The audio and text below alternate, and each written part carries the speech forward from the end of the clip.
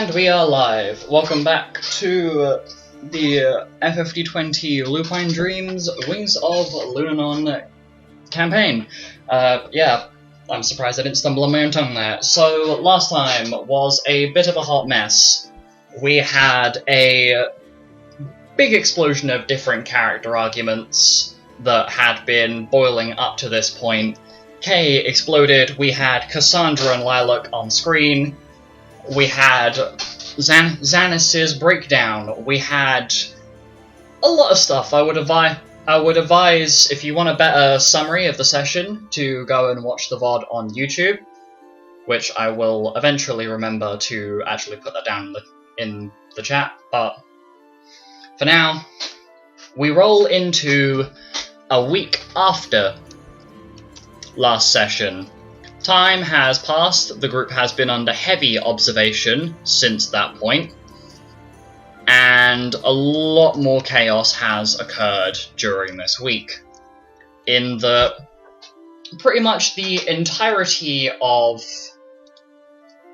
the events, the group has not really seen much of each other, as after the events with Mace in the crypt, the group has been being trained up to learn to handle their new abilities, and generally just being kept apart from each other because of what's happened. So over this week, during the brief time the group has interacted with each other, there has been a bit of a disturbance between Penton and Alice, as over this week's span, Alice has visually become more tired and worn down and bruised from carrying out all of Penton's chores and tasks in the guild. Any of the work that Penton should be doing has been passed over to Alice. You know, the two of them have disappeared with relatively consistent frequency for what I'm gonna call snoo off screen, or I say off screen, away from everyone else. And during this time, the toxicity of their partnership has really started to show. As, you know, there is visible bruising and exhaustion on Alice from all of this manual labour that she's having to do, which Penton should be doing. And a lot of other things, but much more finite details. So, we roll into the early morning. In world, the calendar has flipped over to May 9th. And we go to Milo. It's quite early in the morning, but you are awoken to a rather warm feeling by your feet.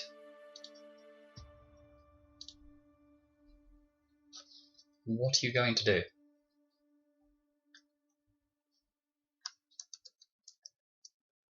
My mic is hello. Sorry, having a moment with my mic there. Sorry. Milo is going to sit up and look at what is at his feet. Okay, let me just...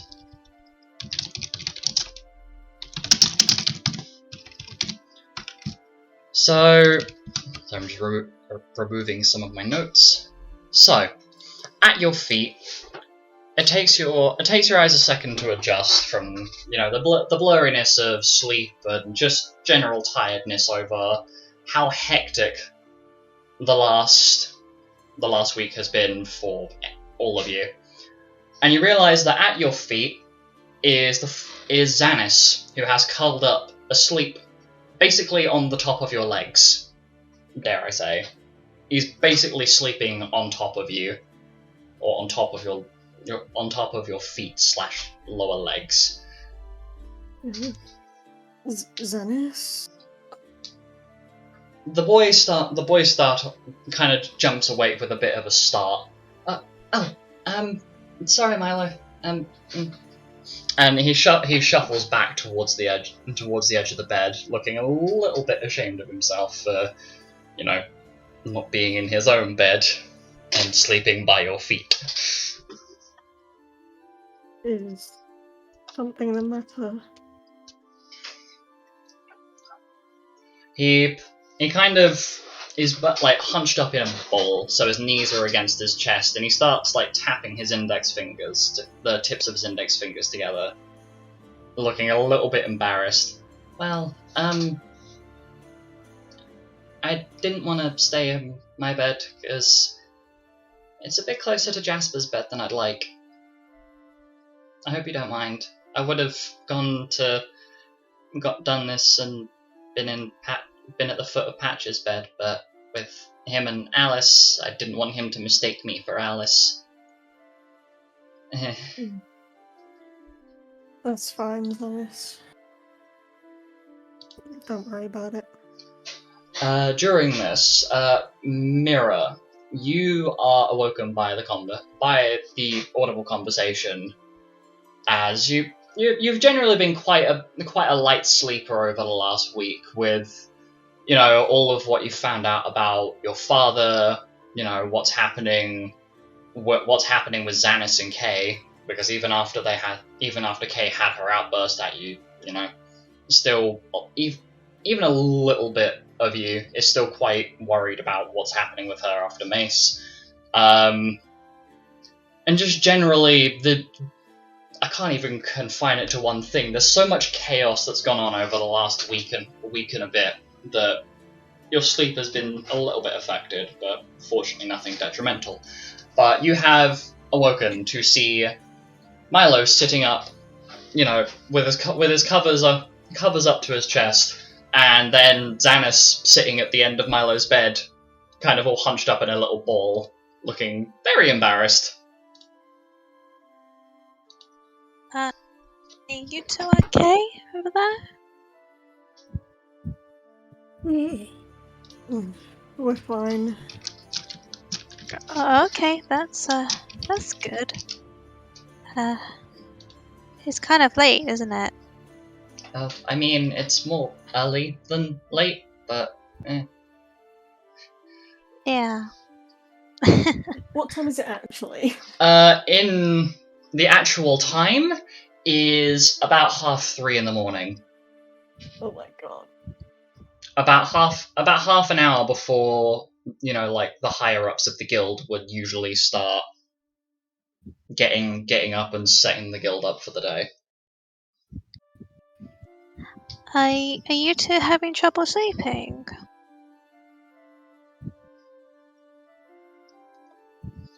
Xanis stays quiet and doesn't really respond to the question, kind of looking down a little bit and just kind of twiddling with his own fingers, as almost like a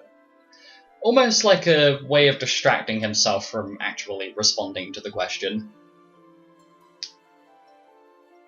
Well, if you're having trouble sleeping, why don't you show me about the gun blade you have? Because it looks really interesting. Xanis' ears perk up as you say that, and he immediately gets up and tries his best to quietly move around. So, to give you context, you have when Milo's bed is, you've got Carl. There's a little inset section between Carl's bed and Alice's bed, where Rosemary is kind of in the middle. It's like a line down the middle of the room. Rosemary is at one end of that, and then you've got Alice and Mira's beds that are towards the right side of the room. So Xanis has to very carefully, tiptoe his way around. I'm going to roll a stealth check for him. So that's a unnatural 20. So yeah, Xanis manages not to wake up Carl or Alice whilst, moving over to the other side of the room, and pulls out the gunblade, and proceeds to start babbling on about, how the trigger works, the fact it's not a reverse grip like Xanis' knife is, which,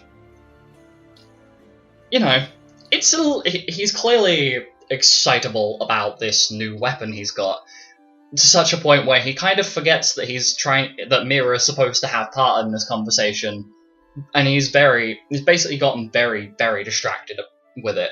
is rambling on and on and on. And for the first thing at 3:30 in the morning, Mira, your brain is kind of half taking it and half not. That sounds like how she takes everything in, to be fair. Mood. So yeah. At this point,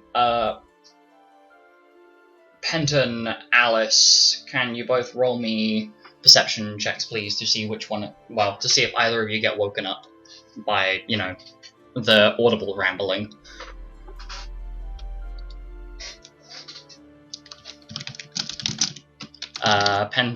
Penton, you are muted. Alice, you are muted. Before either of you forget. Oh, I don't. Rolled a 24. Yep, so Alice, you are woken up. You are woken up by this. And, it's very early. The sun hasn't actually risen yet. But you can hear, it's like, I'd say about 20 minutes to 4 in the morning now. So the birds are slowly starting to chirp. And you are tired. You have sat up and part of you kind of wishes you hadn't sat up. Just your general tiredness is really starting to affect you. What are you doing up at this hour? Mira is a little... I'm going to say, Milo, this will probably be you that responds here, as Mira can't really get a word in edgeways right now, because Xanis is still rambling about his new gunblade.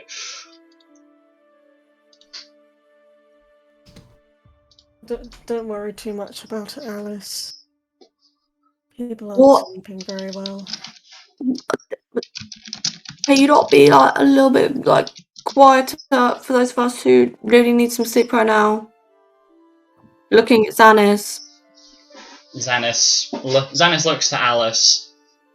Oh, sorry, I'll be a little quieter. And then turns around and carries on talking to Mira at a slightly reduced volume. Xanis, that's not quieter.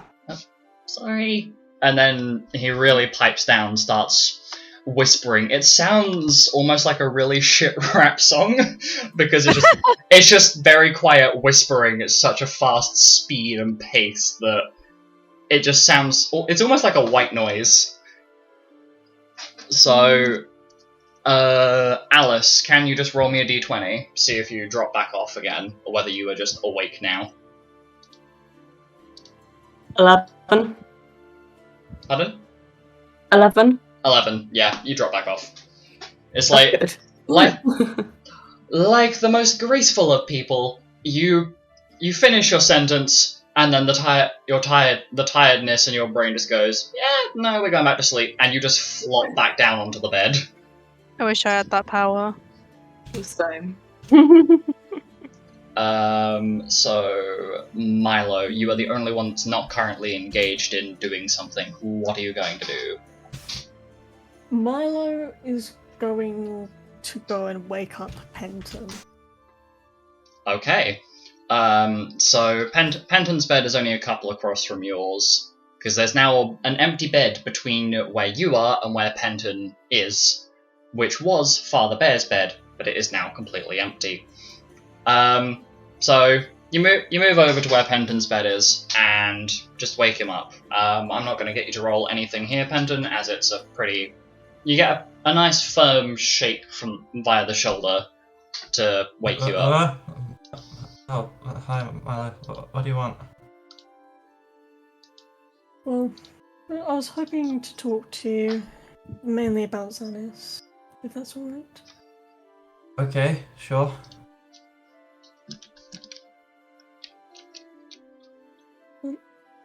I can see that you care a lot about him, and I know what happened. It's a week ago now. About a week ago. I'm guessing you didn't really know what to do. I had no idea. I was, I'll admit, very scared. So Yeah. I'm thankful that you were there. But admittedly, I'm not always going to be there, so since Xanis seems to trust you, I'm gonna teach you, instruct you on what I did. Okay. So just in case. It's the 5, 4, 3, 2, 1 method. 5 things that you can see. Okay. 5 things see. 4 things that you can feel. 3 things you can hear. 2 that you can smell, and 1 that you can taste. So see, hear, feel, smell, taste. Yep. Okay. Is that it? Yes, it's... What it does is help to ground Xanis back into reality. Okay.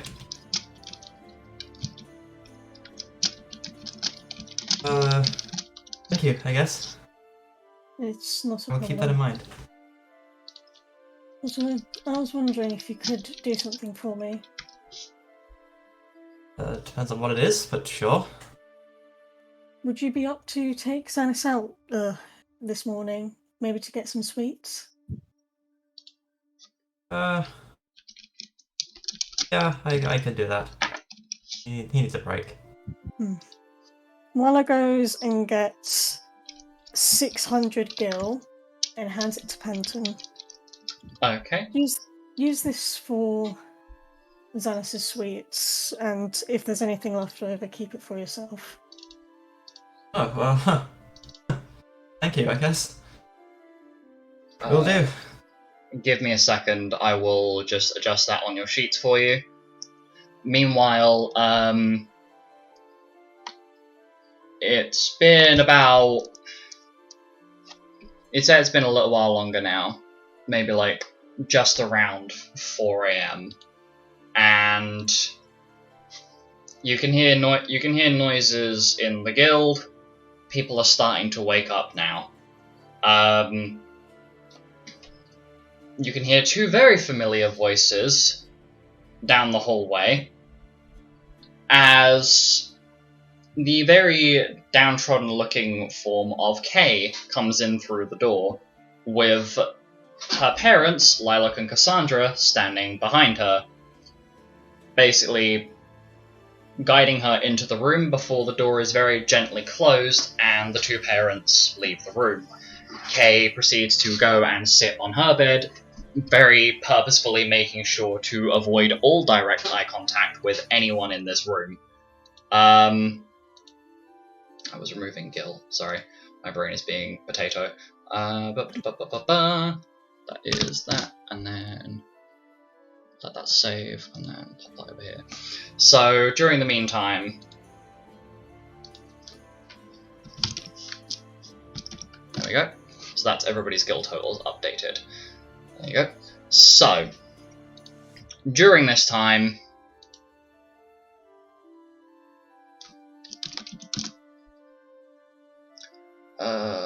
sorry, my brain is trying to run through notes. Okay, so... shortly around this time, Xanis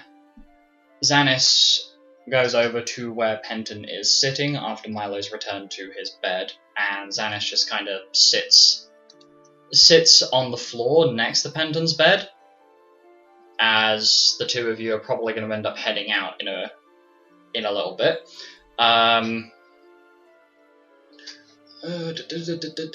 Just scrolling through my notes. Why are there so many notes? Okay, here we go. So, you'd say about an hour passes.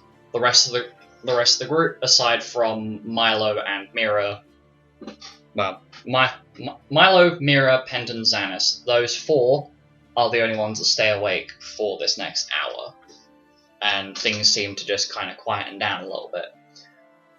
It's around 5 AM now. Penton, you would assume that now is probably about a good time to get up, and encourage Xanis to get ready while you yourself get prepared. And while it seems a bit weird that Milo's asked you to take Xanis to go and get some sweets. It does seem a little odd that he's giving you money for that, but you know, you're not going to turn down some free gill. So about now will be the time where you'd want to head out. Do you want to have any little interaction with Xanis before you leave, or do you want me to roll into the next thing that's happening? You're muted. You'd roll into the next game that's happened. Okay, so during this, Penton and Xanis leave the room, being relatively quiet on the way out. Leaving the only two people awake right now, Mira and Milo. Are either of you two going to do anything?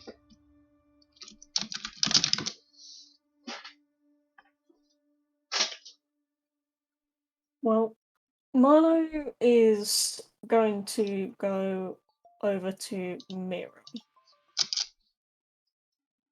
Okay, let me... Sorry, I'm just going to change theme real quick. So, Milo, you get up and... can you just... Actually, no, I probably don't need to get you to roll the stealth check, because Carl is awake, but he's not really with it yet. Yeah, you go over to approach Mira, and Mira's brain seems to be a bit more with it now. She's been awake for about an hour and a half-ish. So, have your conversation, if there is one to be had, question mark. Actually waiting for Mira to unmute. Mira, you are still muted. Mira. Oh my god. Mira, don't do this to me. Let me just... I would just laugh if they just fell asleep at their desk again, I'm sorry. No, that will kill me. Okay, well, let me just update a couple of notes and hope that Mira... This will be where, like, she's talking and then hasn't realised that the mic is still muted. Come on, Mira. Oh my god.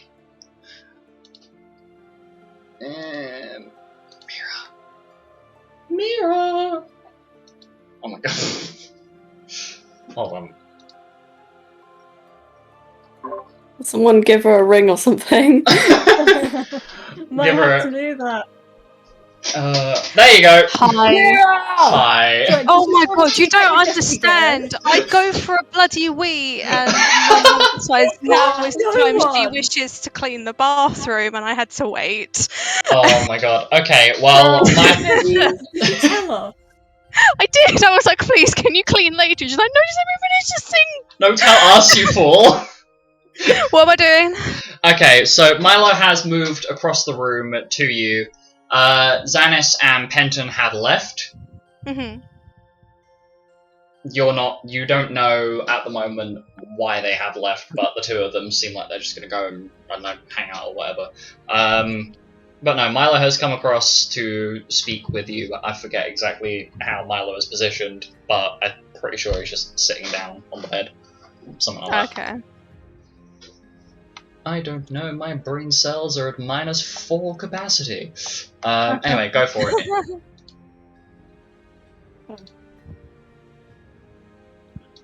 Do you need something, Milo? I want to talk to you about the state of our group. Oh. Yeah, I can understand why you'd want to do that. Admittedly, we aren't a group that really gets along well with each other. No, there always seems to be some sort of infighting going on, isn't there? And honestly, this group can't survive much longer. No, I mean, I don't mean to overhear about what happened, but I know that your mother is coming, isn't she? Or that you're Yes. going back. Mother is coming at the end of this month, I believe. But yes, she wants to take us back. And while we are a part of this guild, so we can't technically leave. Depending on how we're feeling at that point. I mean, if Carl decides that he can't put up with it anymore and leaves, I'll honestly follow.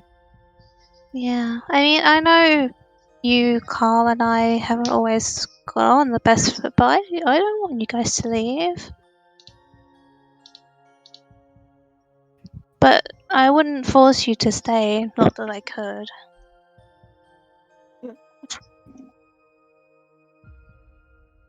Yeah. Maybe there's something we can do to fix this. I mean, I guess the two of us combined can talk to other people. Yes, we can talk to other people.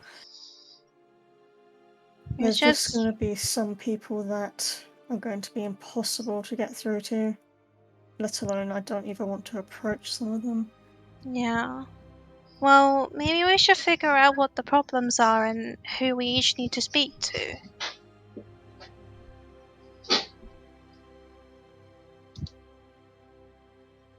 Well, I have a problem with Alice. She's a bit hard to handle, if I'm being honest. Her actions in battle are... how do I say this? A bit brutish. Incredibly so. Yeah. She didn't always used to be like this. I mean, she's always been kind of into it, but lately since she's been singing Penton, it's been getting 10 times worse. I mean, Alice hasn't been looking very healthy recently. No. I really do blame Penton for it.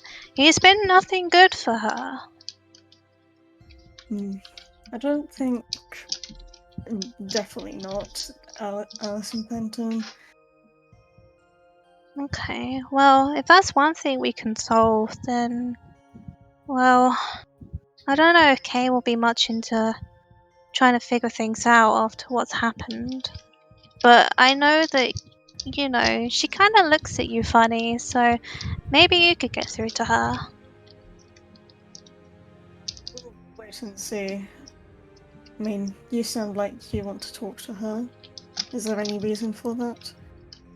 I mean, most of her frustration was kind of aimed at me, and it does hurt, but I do understand where she's been coming from. I mean, it was kind of my fault for egging Xanis on so much when we were younger. So, I don't know. Maybe if it comes to a point that she's able and wants to talk to me, then, I mean, it would be nice. But I think she needs someone else to help her get to that point first. Right. Let's see. Well, you're already starting to attempt to repair your friendship, acquaintanceship, whatever, with Carl. Yeah, I'm trying to. It's been a long journey, I'll put it that way. Admittedly, I think I need to apologize to Carl. For what? I've been a bit distant. Yeah, I suppose. I don't know if I can understand how it works, considering I don't have any siblings, especially not a twin, but I guess it could be quite lonely, especially if you rely on each other so much, like it seems like you do. But I'm sure he'll understand. One can hope. But what are we gonna do about Jasper? I mean, There's an obvious look of disgust on Milo's face. Everyone seems to hate him now, and admittedly, I'm starting to have my own doubts now. Godfather's been teaching me a thing or two about how to actually see the world, and you and Carl have as well. Don't get that the wrong way. It's just, I don't know. I don't think he's as good as a person as I originally thought. Well, I suppose the only way you can actually confirm your own suspicions is to confront him yourself with your own questions. Well, I do have a lot of them, admittedly. Maybe I'll just have to have a word with him. It's just gonna be difficult with Xanis around. The poor thing. I've never seen him so traumatized like that. Well, I suppose if you go speak to Carl or Kay, and then I can go see if I can get something out of Alice. Mira, Uh-huh. can I actually trust Alice? Trust her? I mean, she's a bit slow, I'll put it that way, but she's not a bad person. She does have everyone's best interests at heart. She struggles to show it sometimes. But I trust her with everything that I have. And while I don't expect you to, I hope that you can come to at least see where I'm coming from. Alright. We shall see. Okay. Well, let's get started then. Okay, so let's update me notes real quick. So during this, pretty much everyone in the group, excluding Jasper at the moment, has started to wake up. I'm assuming Mira, you're probably the only one that will be observing Jasper at the moment, as Milo's definitely cha-cha sliding his way over to, go and have a word with Kay. Maybe go and talk to her, in the library or something. As you're preparing to, head out of the room to go and, prep up and wash up, you notice that Jasper is tossing and turning a lot, as though he physically can't wake up from his sleep. Something seems a bit off, but right now you're not really awake enough to put two and two together that something is actually wrong. You just think they might be oversleeping and having a bit of a nightmare. So, Milo, I'm assuming you are removing Kay from the room to just have a one-to-one conversation. If I'm right.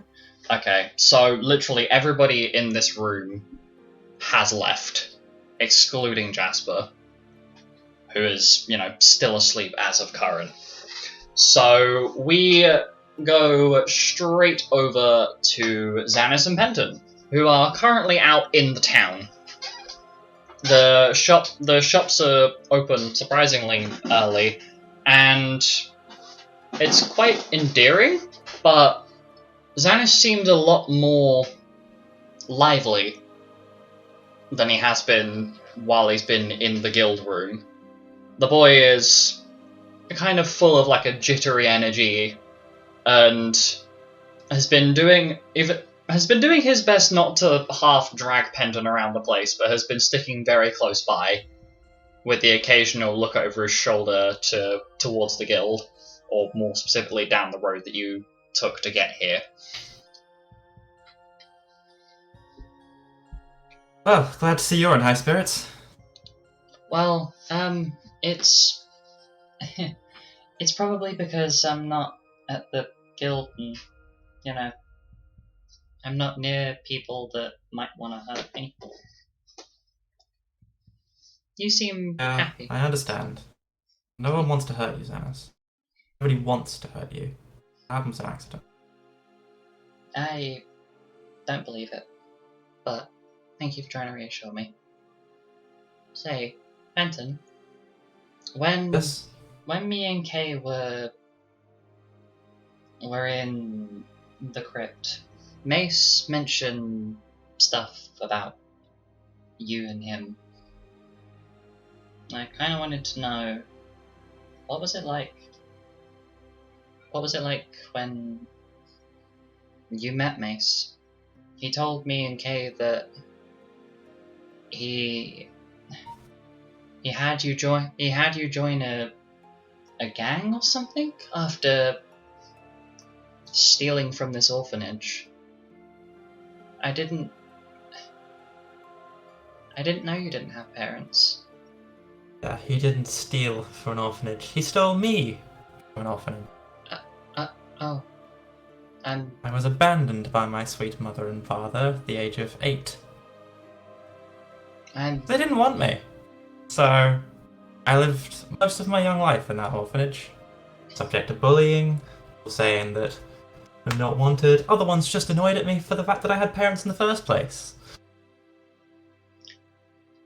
there's a rather sad look on Xanis' face as he listens. And, what about working with the gang, working with Mace? Did you know he was a lich? To be honest, what I've realised lately is I knew nothing about Mace. I knew him as a sleazy con man who would often run grifts and cons with me. I knew he had a gambling problem, but I knew he wasn't as good at gambling as I was. I guess where I should start is I didn't have, and like I said, I didn't have any parents. I lived in this orphanage, and one night, this strange man comes along and offers me the opportunity of a lifetime. Come with me, you'll never be wanting for anything again. So, what else would I do but say yes? And from then, he took me under his wing, I guess you could say, and taught me the tricks of his trade, taught me how to lie, deceive, cheat, steal. And, well, what to do with the gang? That's a long story, but they were just a local street gang around Rabbit Hole, and basically there was a protection racket, so we would do our cons, and we'd give them, well, what I thought was a little bit of money on the side, and then they would keep the police and the authorities off of our backs. Little did I know that somebody was a worse gambler than I thought, and had accrued a lot of debt. Like, a lot of debt. And little did I know that these little payments were actually going towards that debt. Now, I won't say specifics, but if you're wondering how I ended up on your doorstep, well... As you're talking, Xanis' ears droop quite a bit, as though he's kind of... A lot of things are starting to make sense, clearly between what you've been saying and what Xanis is hearing and understanding, is that, you know, a lot of things are starting to click. Clearly, whatever Mace has... I'm sorry, kid. I could stop if you want, if this is too much. Much to... be it a positive or a negative, but much to your surprise, Xanis basically moves over and gives you a hug, which is a little bit hard to process, I guess. But he ends up giving. It's not a long hug. It's enough of a hug to give like a firm squeeze and then move away. I'm sorry if I was digging a bit much. I just wanted to know more about you, because Kay's upset with you because she thinks that you're some murdering hooligan, and a lot of the group don't seem to like you that much. And I was worried that you were a bad person, but you're kind of... I guess you're kind of like Reggie and Lycus. Okay. A lot of bad things happen to you, but you seem... I am a bad person.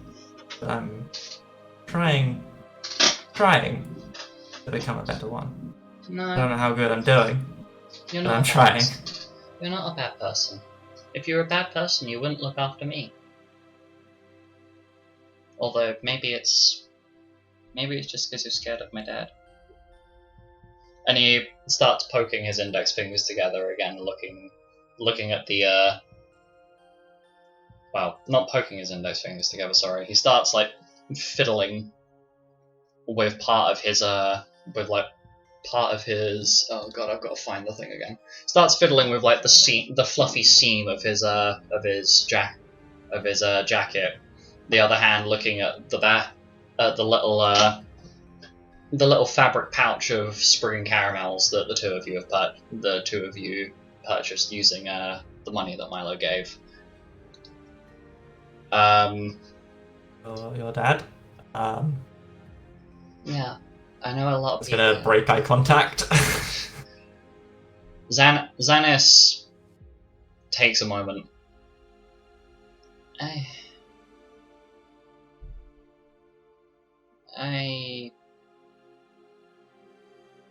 I'm glad that you told me this.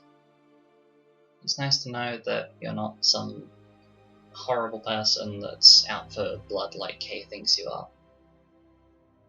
You're struggling. I guess kind of like me. And kind of like what my dad used to be like. And I guess, in a way, if I can understand what you're struggling with, maybe I could get Milo to help, or, you know, it would be easier to get the rest of the group to not hate you so much, or dislike you or distrust you, if I know you well enough, and, you know, they start trying to say bad things about you, I can correct them. And then they can't tell me that I don't know you, because I do. Or at least a little bit more than they did. I mean, lately I don't know myself, so... Well, I think it's something that Gort used to tell me about, is that when people do things that they think they've achieved a big goal, they feel lost for a little while until they find something new. And if you think you're a bad person, maybe that's something that you can do at the guild, so you don't have to go. You can stay. And then you can learn how to do better things. And his whole demeanor seems to have brightened up a little bit as he starts wandering towards a little park. Maybe we could go and sit here for a bit, and I can show you how cool my new gun sword is, or I guess it's a gun blade. I don't know. It's a thing that goes boom. Sure thing, kid. And he basically grabs hold of gently grabs like the cuff of your sleeve and slowly starts pulling you towards the park. You can jump on mute now, Penton, as we tune in to Milo and Kay currently sitting in a quiet corner of the Sleeping Wolves Guild library. Kay has been avoiding eye contact with you since you asked her to come and talk to us, Lila, after you asked to come and talk with her. But she has not made eye contact or said a word up to this point.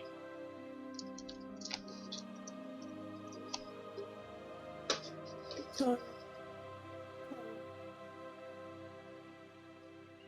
You are very quiet. There you go. blah blah blah. There we go. And then my mic fell over. This is fine. Yeah, take two. So, Kay, how? Yeah,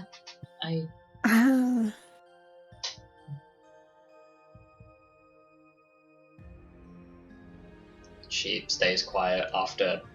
She seems like she's gonna say something and then drops it completely, and is still avoiding eye contact with you. Also, if you're saying anything, Milo, you've gone dead silent again. No, I was being Okay. quiet. I don't. How has the last week been? Well, I'm pretty sure that it's not exactly... Nothing's gone the way I was expecting it to. I thought I understood what I was saying, but everyone seems so upset with me. I just said the truth, and I thought that I could do something to change how things were, and I don't know who I am anymore. After dealing with Mace and... I mean, look at me, I'm not the same anymore. And Mother was right. I'm a disgrace to both the Lavender and the Marlborough names. And without those last names, who am I? I don't know who I am. I'm some hoity-toity rich girl from the middle of Calaris, which is just a frozen wasteland now.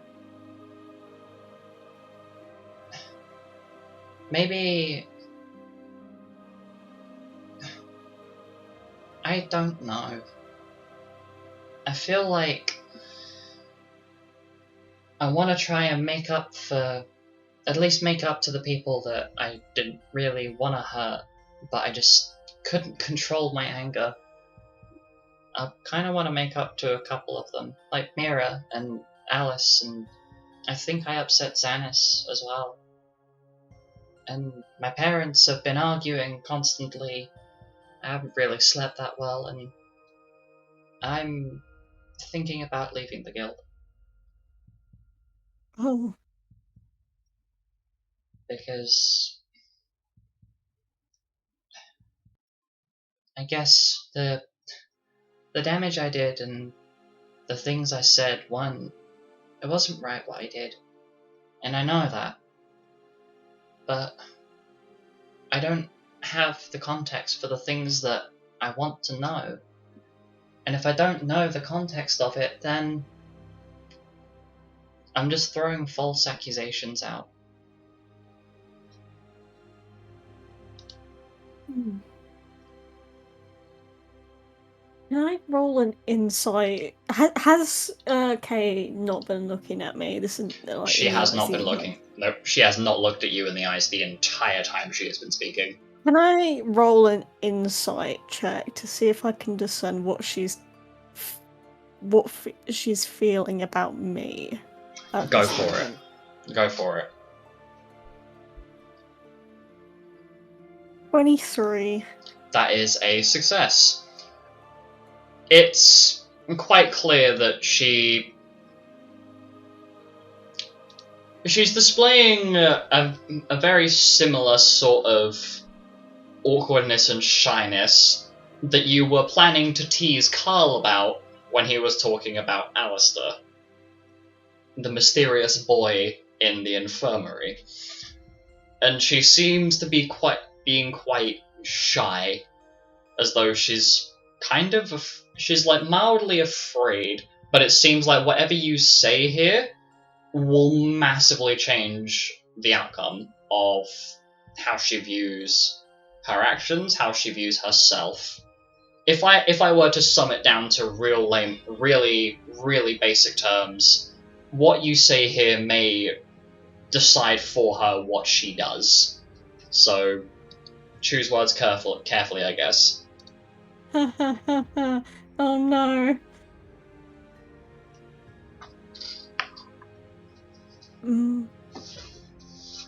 Well, I've been wondering, when you exploded at everyone, you didn't mention Carl and I. Well, I guess it's because you two, why you've been more distant from everyone. It's been a lot more... You two haven't actually done anything wrong since you got here. Okay, Carl has not exactly been the most talkative, and you've You've been a little bit passive-aggressive towards everyone else, but you've always been nice to me. And I've never met someone who likes medicine like I do. I mean, Milky and Priscilla and my father, they all dabble in medicine, but they'll focus on on magic, and I guess I don't really know how to feel about you at the moment. It makes me feel awkward. I really don't know. And because I know Carl has been a victim of Jasper as a werewolf attacking, and he's not really done anything apart from, be on the receiving end of bad things, and you've just been trying to keep us all together. Everyone's tried to at least work with you, but I guess I don't know. All I know is that you haven't actually done anything outright stupid or wrong since you got here. You've just been trying to make the best of a bad situation. I can't find the words to actually say what I'm feeling right now. Then let me ask you this. Are you afraid of what me or the others might say? She takes a moment and she's still avoiding eye contact, but takes a moment to consider what you say. Well, I guess I'm not really scared of what Jasper thinks. He's got no room to really defend himself here, and Alice is a bit thick-headed, I guess, and I don't know about Penton, but Mira, she frustrates me, but I'm starting to realize that maybe this isn't entirely her fault. And she still angers me because I was the one that had to clean up behind her and Xanis every time something got broken. I would be the one that got yelled at by father and mother for causing collateral damage sometimes, and I guess I'm kind of scared of what you would say to me and what Xanis would say, but Xanis seems more interested in being friends with Penton than me now, so maybe I feel like I've done something wrong, and I think I may have gone too far, at least with what I said to the Guildmaster and what I said to Mira. So I know that. Oh, sorry, you go. No, she just kind of trails off after saying that. It looks like she's going to start a sentence, but can't really process the best way to word it, so she just kind of stops. So, go ahead. Well, I know that Mira wants to talk to you, so don't give up on Mira. Xanis, well, he loves his father. He loves Papa Wolf, but I don't think he would ever replace you, if that's what you're afraid of. She very quietly nods. She very quietly seems to shuffle and let out a mildly distressed whine. Kind of like when a dog is upset. She lets out a mildly distressed whine and proceeds to shuffle about before focusing on what you're saying. And it seems like a lot of what you're saying to her is kind of sinking in. And for the first time in the last, I'd say, 5 minutes that you've been talking to her, in the last maybe half an hour or so that you've actually been trying to get her to come to the library and then find a quiet place to sit down and, not be disturbed while having a very deep conversation. It's the first time she makes eye contact with you.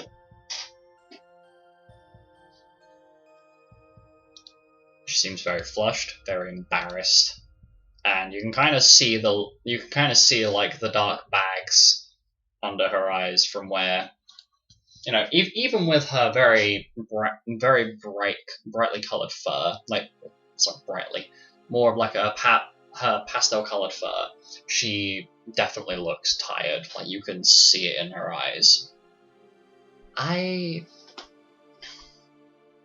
So what should I do? I don't really know where to go from here. It's all a bit much, if I'm being honest with you. Do you and Carl hate me for the things I said and did? No. We don't hate you.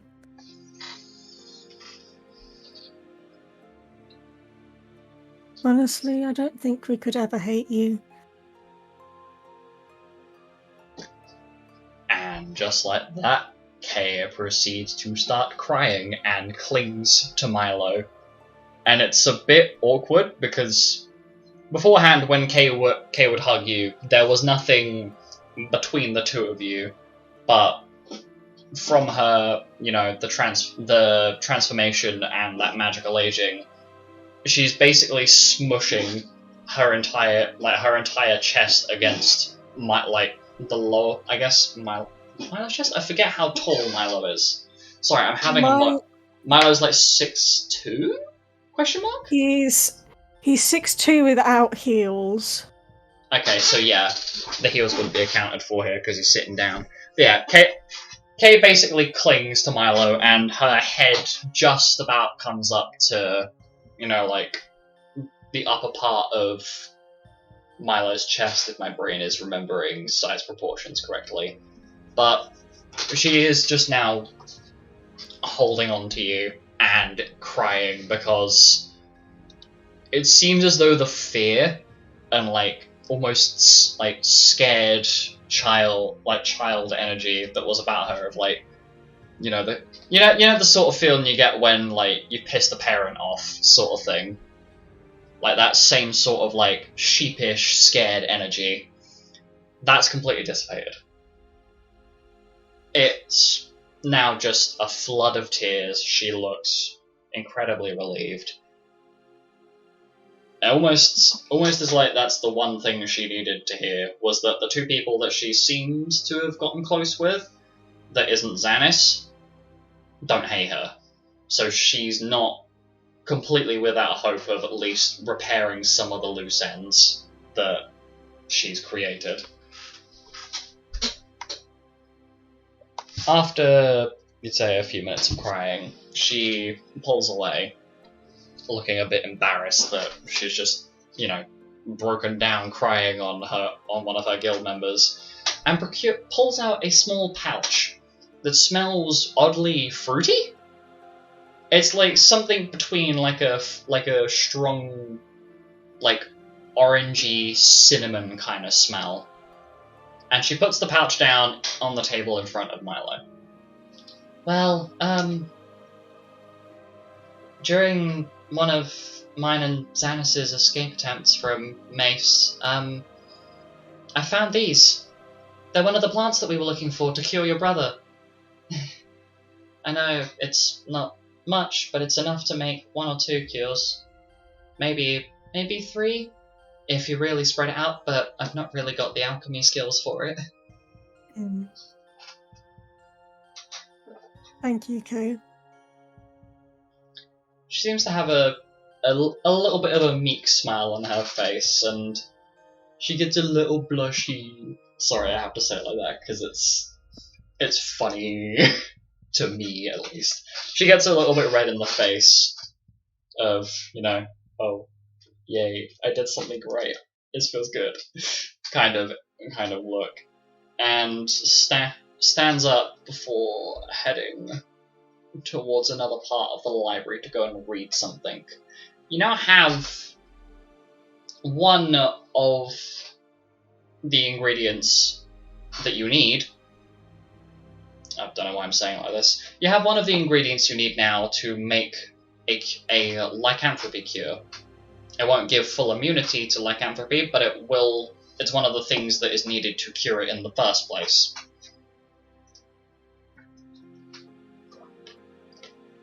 Would you like to open the pouch and see what the thing looks like, or would you just like to put it in your pocket? Okay. Yeah, I want to have a look.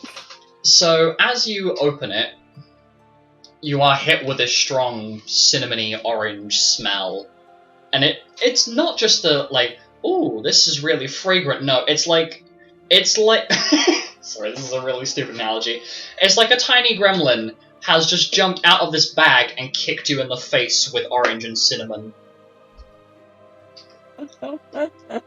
That's the mental image you're gonna get of just this incredibly powerful smell has just hit you in the face. It looks kind of like it's like a darkish, it's like a kind of darkish brown, like yellowy kind of colour. It almost looks like a curled up piece of bark, like curled up pieces of like plant bark.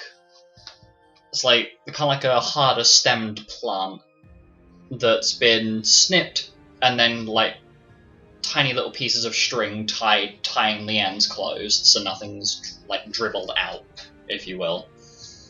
So you have acquired a pouch of marble thistle. Enjoy that name. I will put that in the main chat. So you have acquired a pouch of that, and that is one of the ingredients you need to create a cure for the lycanthropy. So you can, I'll present, in character, you will be aware of the guild's alchemist and the guild's, like, gardener / druid person, since you've been relatively... You've basically seen the elites in battle when Mace attacked. So you know that Summer is the guild's druid, and she is probably going to be in her garden as per usual, and I'm going to make sure I have my things correct, so I don't say the wrong name. Smiley face. Let me just grab it off the thing. So yeah, Summer or Desmond. One of them you've seen is quite chill, quite relaxed. She is the one that swarmed the guild's entrance with awakened shrubs. Or Desmond, the guild's alchemist, who you have seen throwing bombs and messing about with explosives while walking around in the guild halls. Between, getting food and going to do his alchemy stuff.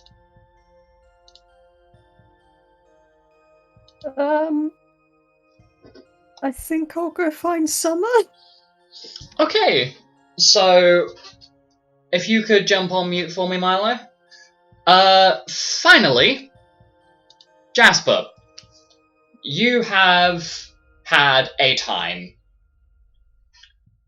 You've just woken up. By the way, you're still on mute. You have just woken up. The entire guild room is empty. Nobody is here. It is the sun is already up. The birds are chirping. Carl, Rosemary, Milo, Xanis, Mira, Alice, nobody is in this room. It is just you. You feel very tired, very sluggish, unnaturally so. Your body feels almost as though you've just climbed out of a grave. Metaphorically speaking, not literally speaking. Unless you view your bed as a grave, in which case, I don't know. Anyway. So, what would you like to do?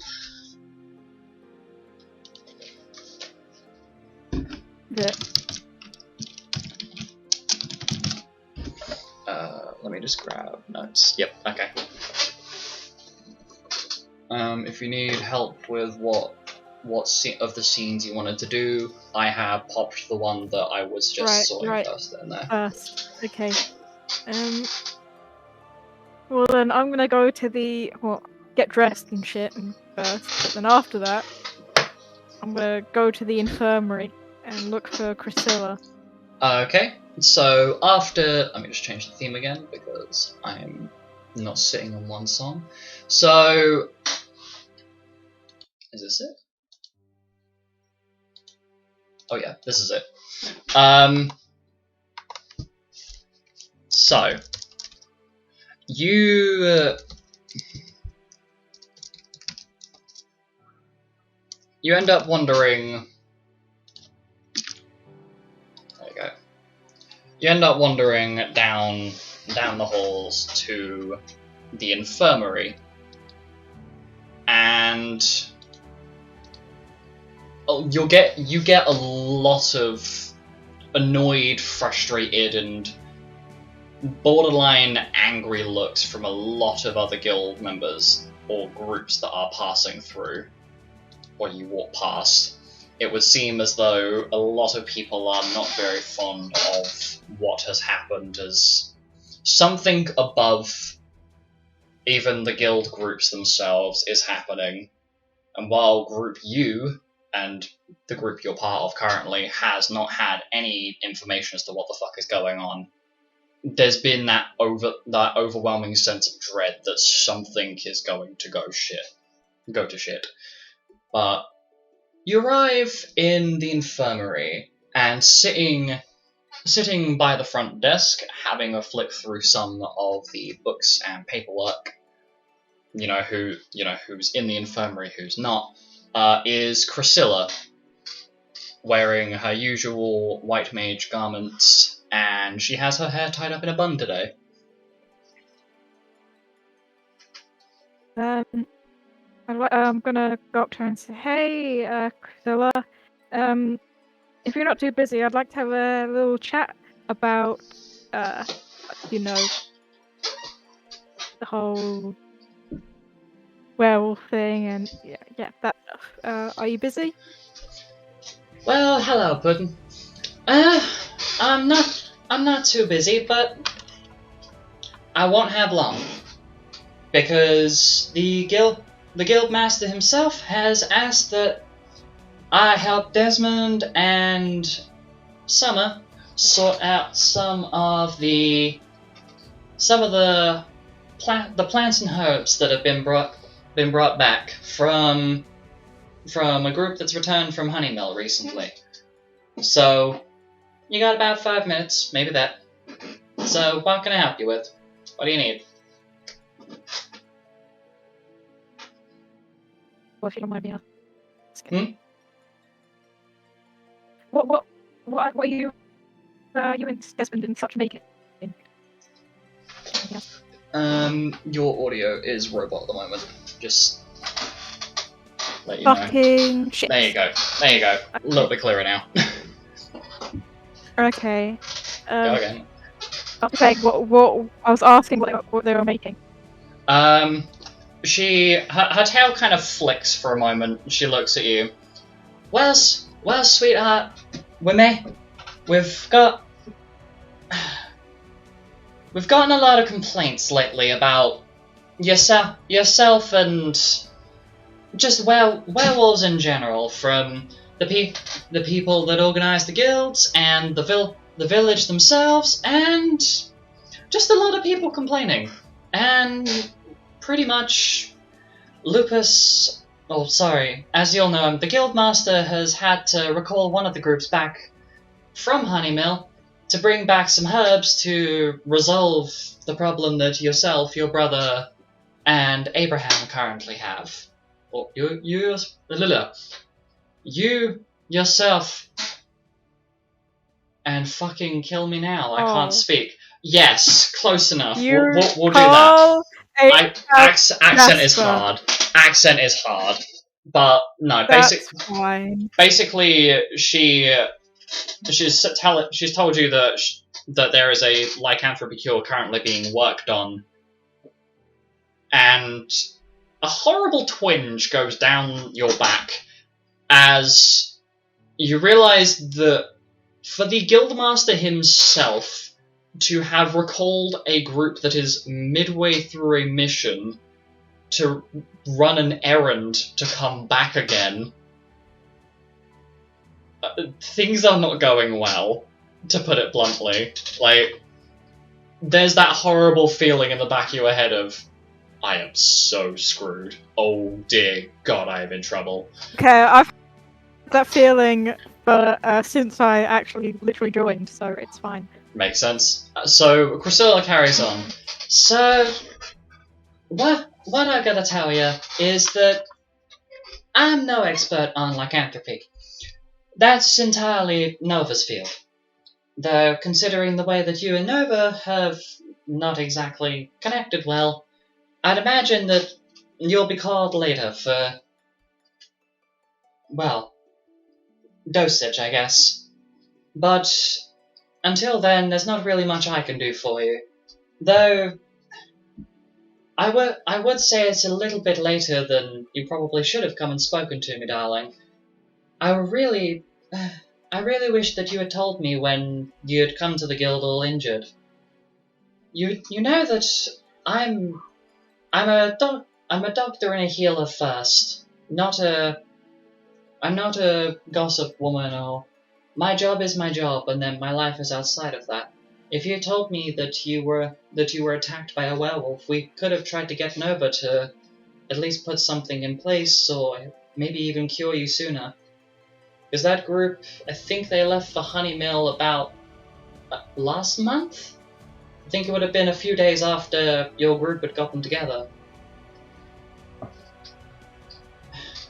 Yeah, Yeah, I'm sorry about that. I was just not in a great. Well, I'm not in a great place now, but that's not relevant. But do you think it'll be done before the next full moon, or? Darling, it'll be done The later cure thing. today. Oh fuck! Oh, sick. Nice. That's. I think that's it for now then. Thank you. See you whenever. And I'm just gonna leave. Okay. So we... Oh god, I just gotta scroll through. Okay, so we jump over to Milo. You were going to find Summer, correct? Yes. Yes. It was. Yes. Yes. Yes. Okay. Sorry. No, it's okay. So Milo end up wandering through the guild to try and find Summer. And wouldn't you know it, you end up heading towards this big garden. It kind of makes you think of like a very tamed jungle. And sitting in the middle is this relatively young-looking Wolverite woman who is currently playing rock paper scissors with a shrub. However, because of how its branch is, it looks like it's constantly playing scissors. So Summer is just kind of winding it up. But she's kind of just winding it up and then letting it win a couple, and then, having I didn't loop that. Oh no, I did loop that, never mind. Just having quite a friendly interaction with this shrub.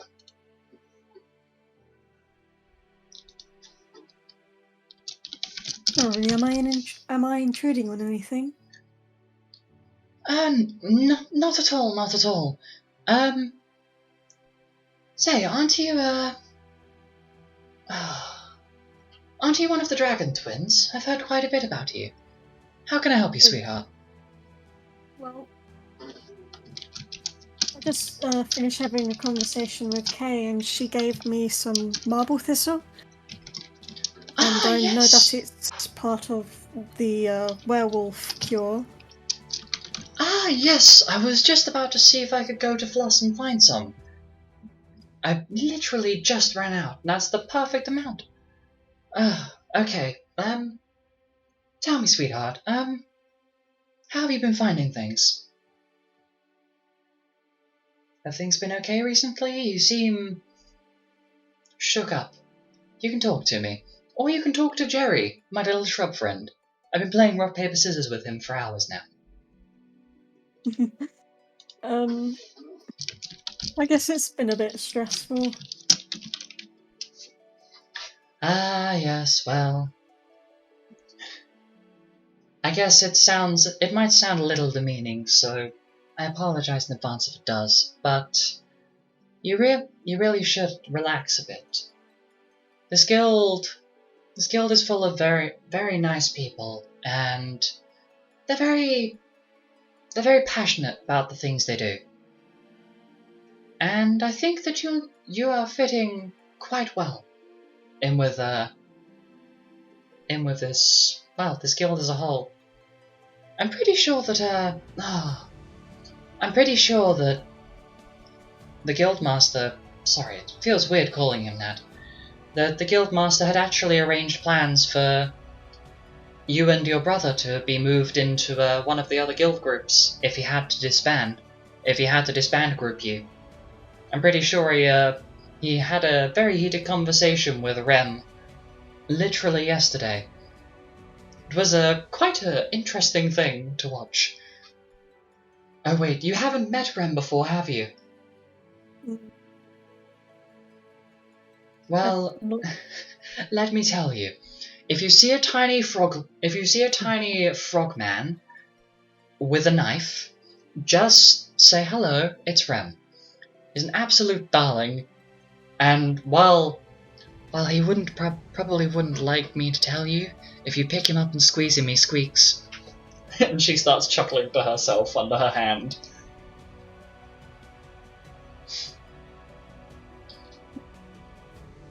Okay.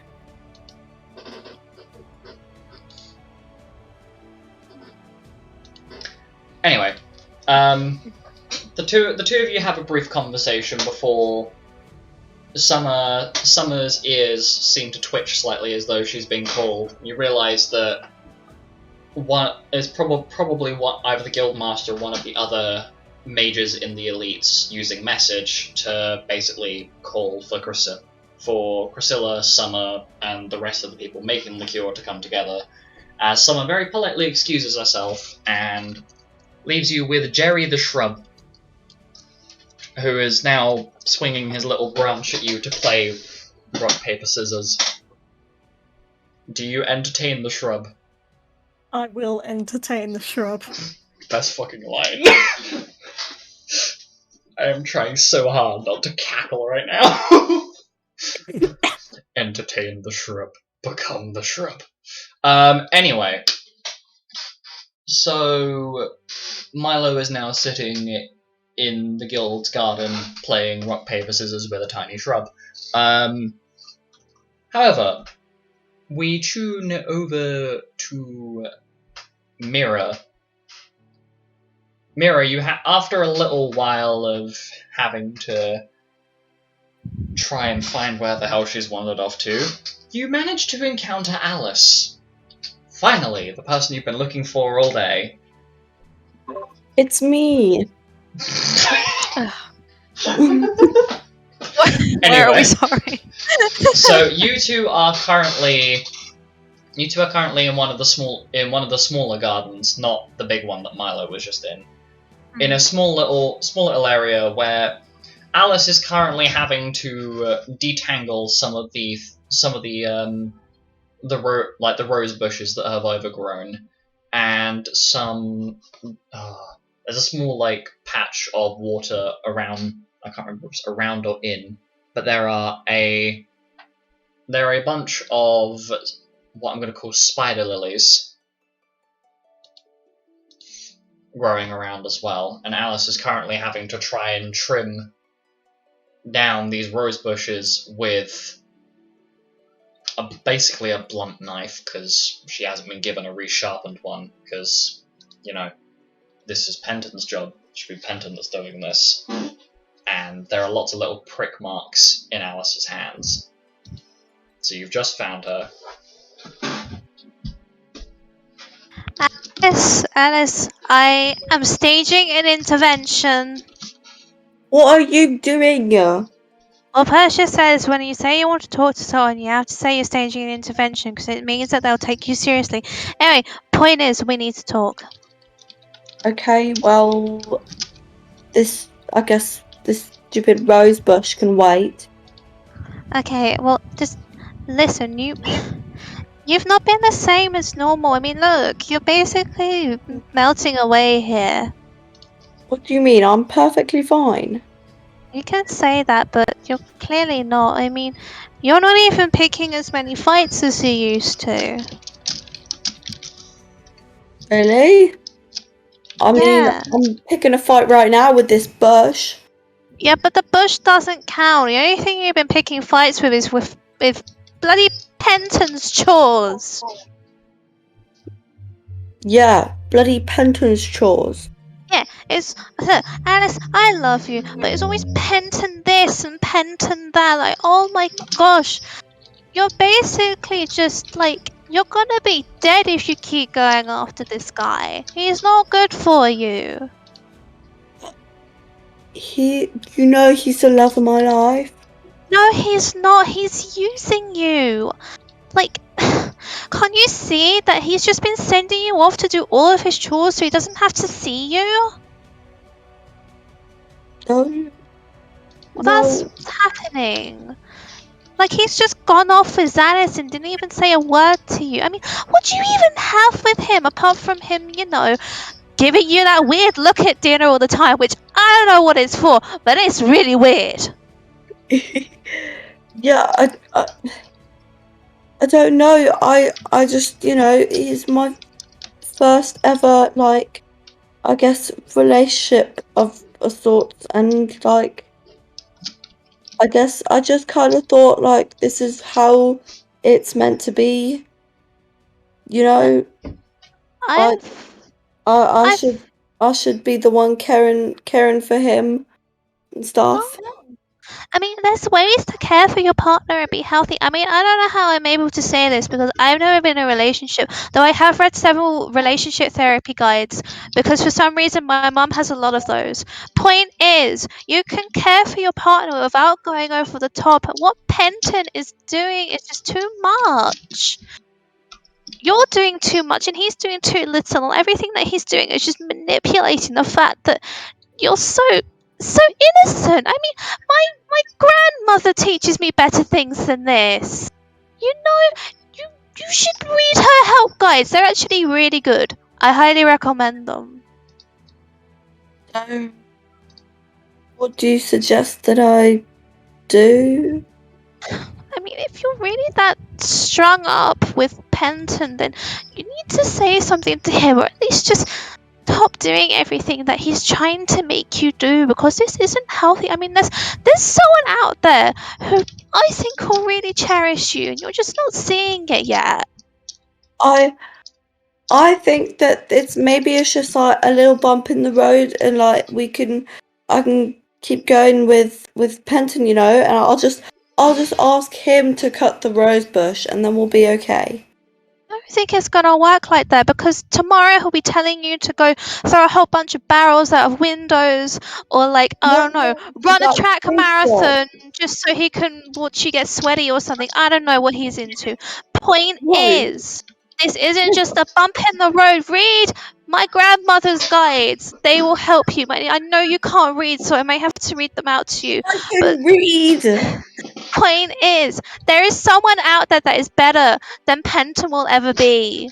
Like Mado. Mado, he gave you his sword. That is true, but one man at a time. Just think about it. He's all just been using you. And Mado's really nice, and I think he really likes you. He wouldn't treat you like this. Penton's not worth it. I don't know. I really, have strong feelings for Penton, and we've been. He's taught me a lot of things, and made me feel like the woman that I want to be, you know? He doesn't treat me like a noble. Yeah, but there are other people that will come to love you that way without having to use you for these things. You know? There will be someone out there who will truly love you for you and won't make you trim a freaking rose bush at like, what, 7 in the morning? Why can't Penton do it himself with his little poor hands? God.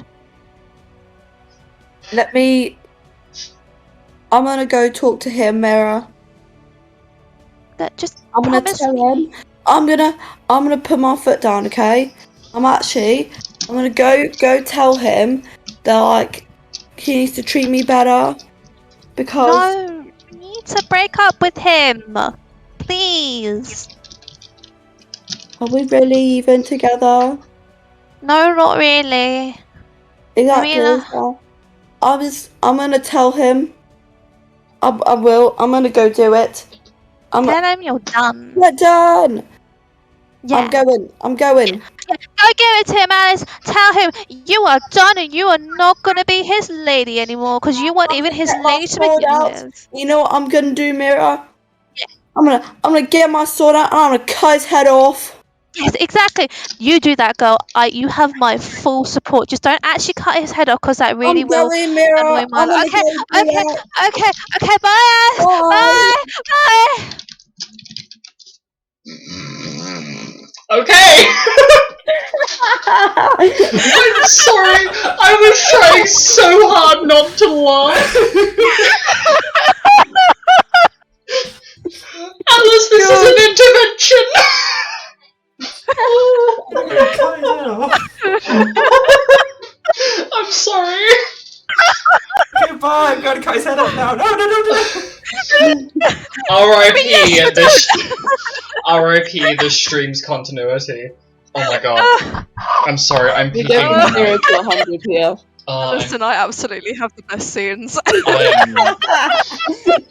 Oh, gonna have to like turn the audio for this down in the actual VOD because I'm peeking my mic. Oh, this is I need a brilliant. moment before we start It's fine, I'm not going straight to to not you. laugh. So, Oh my. we Continuing on. Continuing swiftly onwards. Milo, as you are playing rock, paper, scissors with the shrubbery,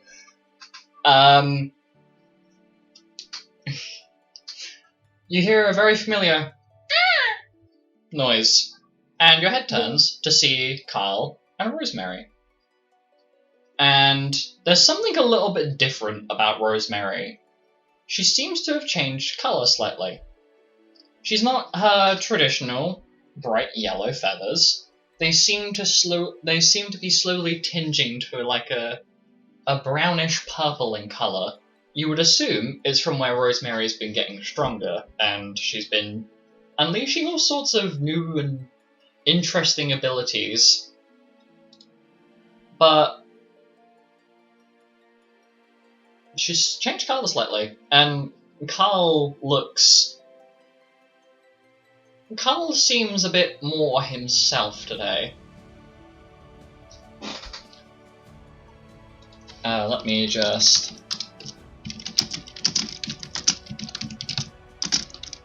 Okay. So, what would you like to do, Milo? You have been approached, and Carl is now sitting next to you with Rosemary loafing, and you are now both kind of half playing rock, paper, scissors with this shrub. So, Alistair, hey? Brother, I swear to God, if you do what I think you're about to do, I will uppercut you.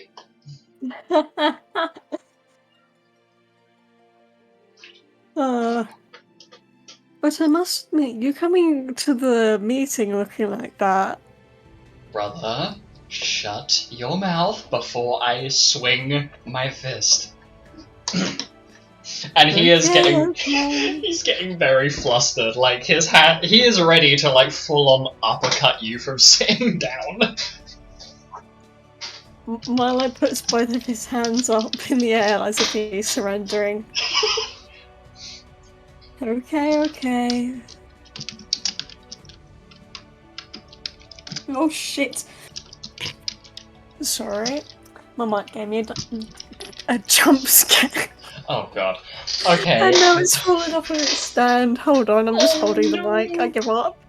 Okay, just give it a second to try and Yeah, pop it back in. We are professionals. We are clearly professionals. We It are. keeps falling off, so it doesn't really matter. Just It's hold fine. it for the rest of the stream. Just hold it like you're singing. Okay. Come MC. Anyway, Milo, you and Carl are now playing rock, paper, scissors with the shrub. Carl is looking a bit red in the face. And he turns to Milo with a very serious look on his face. Brother, bit of a strange question, but do you have any idea what, about, doing it with another guy? Because, I think that Alistair's legs might be healed now, so I kind of wanted to introduce you to him, seeming as me and him kind of, Milo's face is slowly becoming more and more of a smirk. I wanted to introduce you to each other. Yes, that's it. Shut up, stop looking at me like that. You're giving me the look that Twilight gives me when she realizes that I've done something stupid. And he is like, his face is so red right now. He is bright red.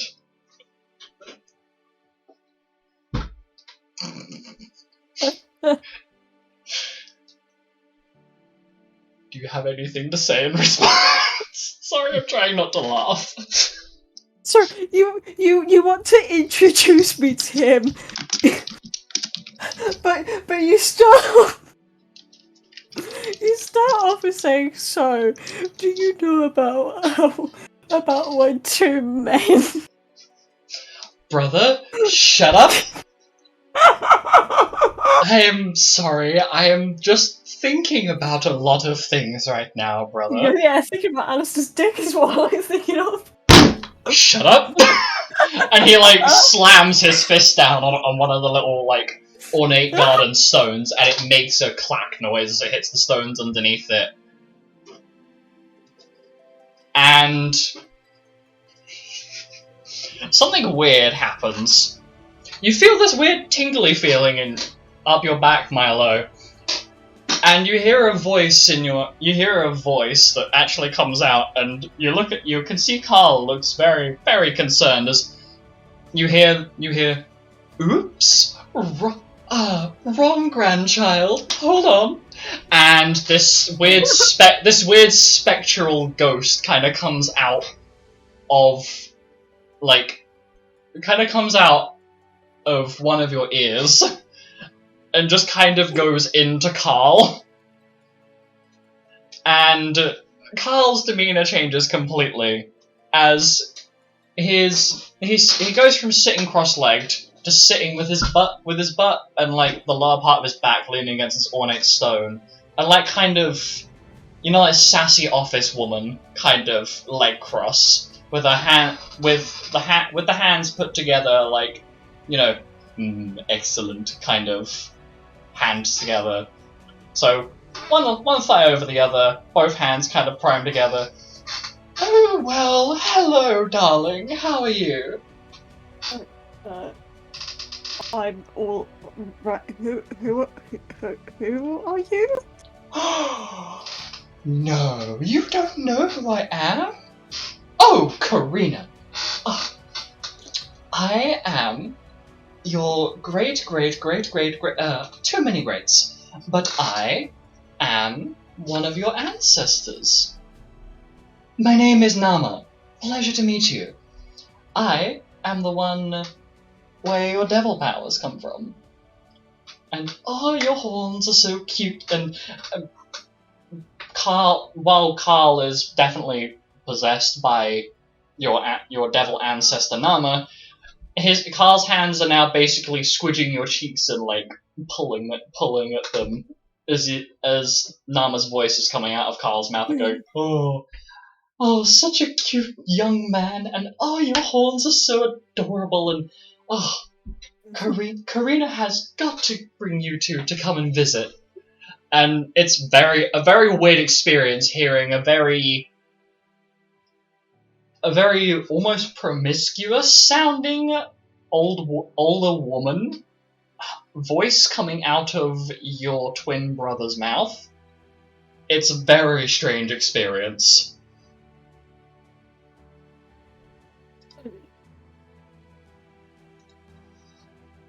Come visit? Well, yes. How do you... Oh, I tell you, Karina is terrible. Well, you can call me Granny Nama. I think I'm going 4,569 years old in a couple of months' time.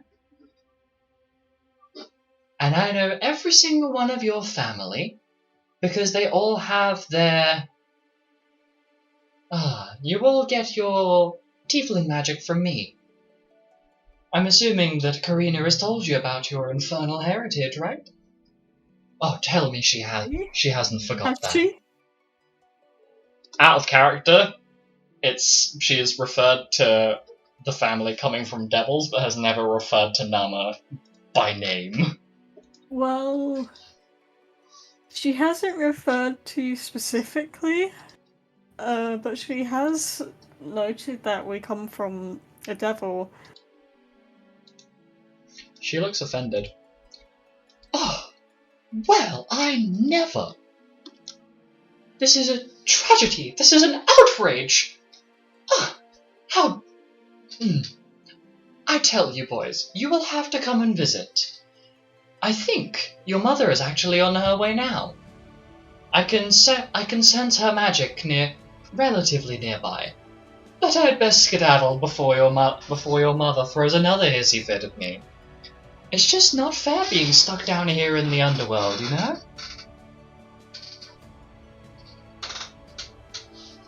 Anyway, toodle schnookums, and this ghostly spirit seems to come out of Carl and then dissipate into thin air. In possibly the strangest experience you've had in your life.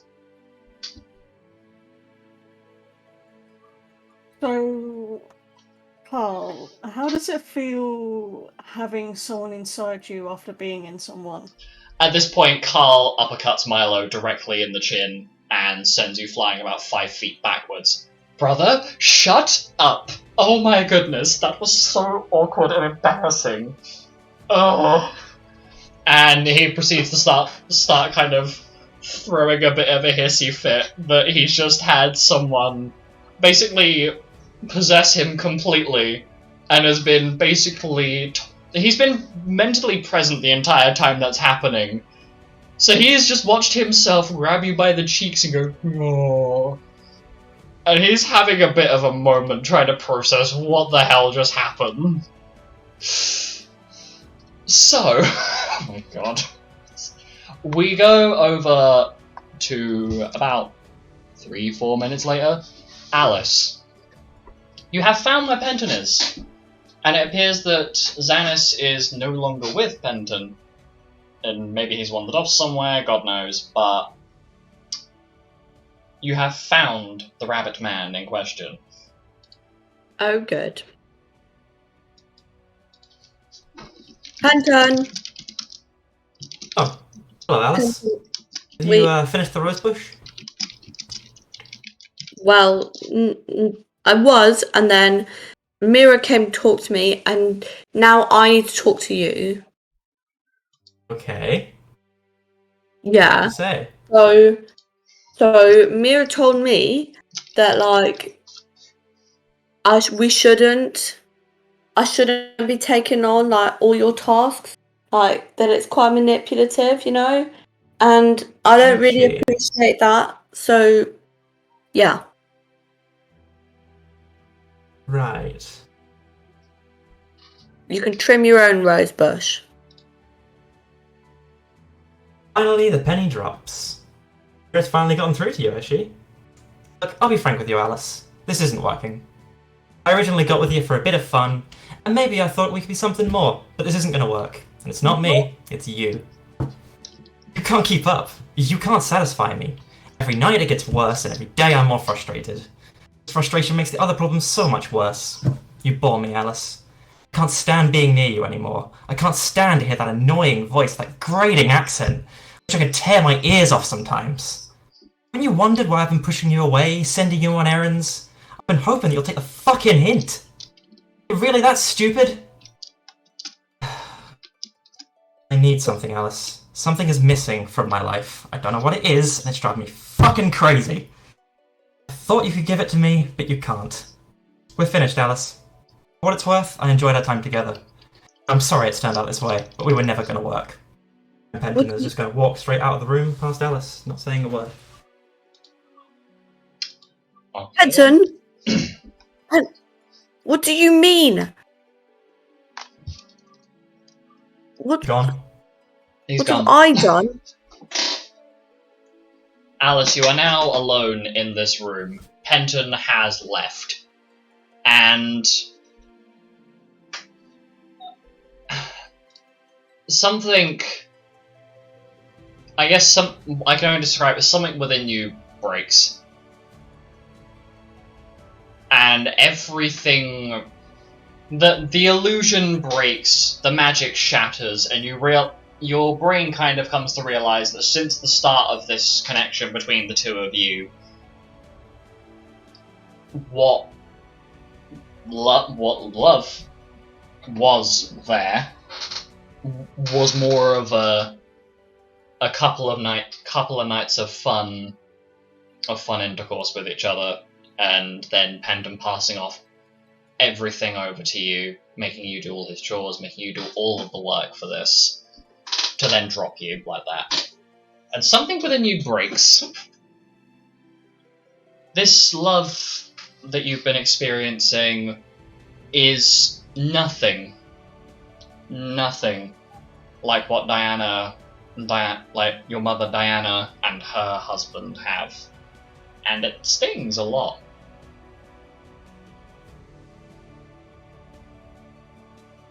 Are you gonna go and find anyone? I was gonna say, Alice is just gonna stand there, just burst into tears, just literally not know what to do. I'm going to roll a... As you start crying, and, kind of end up dropping to the floor.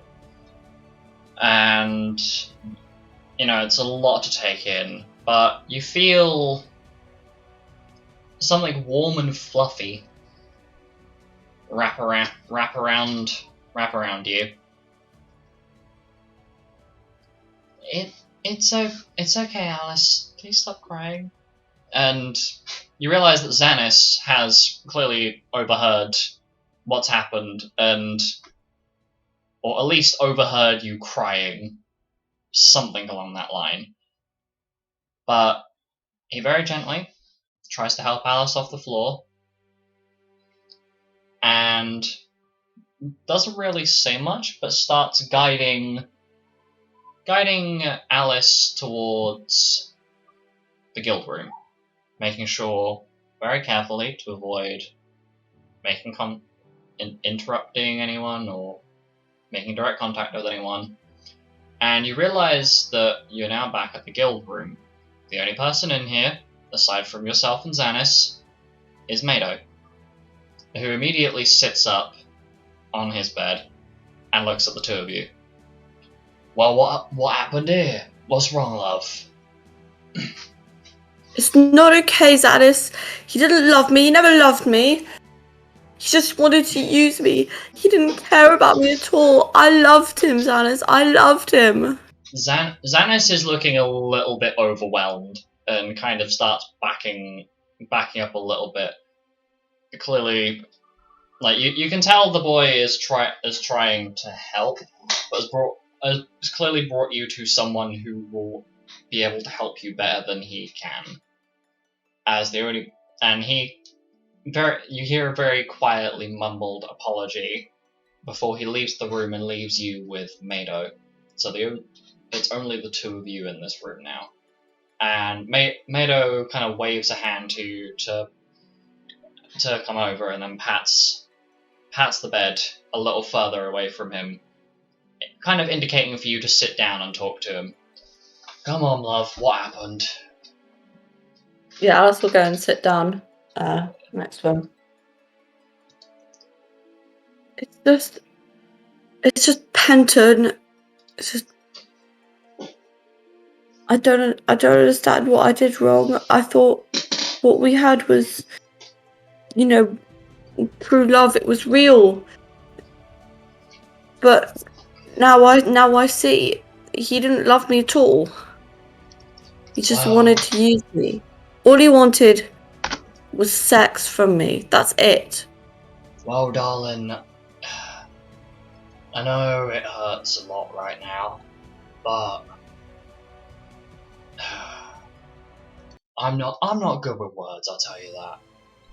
But what you gotta realise is sometimes these things don't work out the way that we hope they do. It's hard to explain, but don't take it too harsh on yourself. You've made a lot of progress since you've come here, and poor thing. And he reaches the thumb over and kind of wipes the tears, or tries to wipe the tears away from Alice's face, though it kind of mats the kind of ends up matting the fur on his hands. See, sometimes there are people who fall in love with each other, but they don't work. Penton right now seems to be... I don't want to insult the kid, but definitely doesn't seem to have his head in the right place. And it may be his fault, it may be not, but...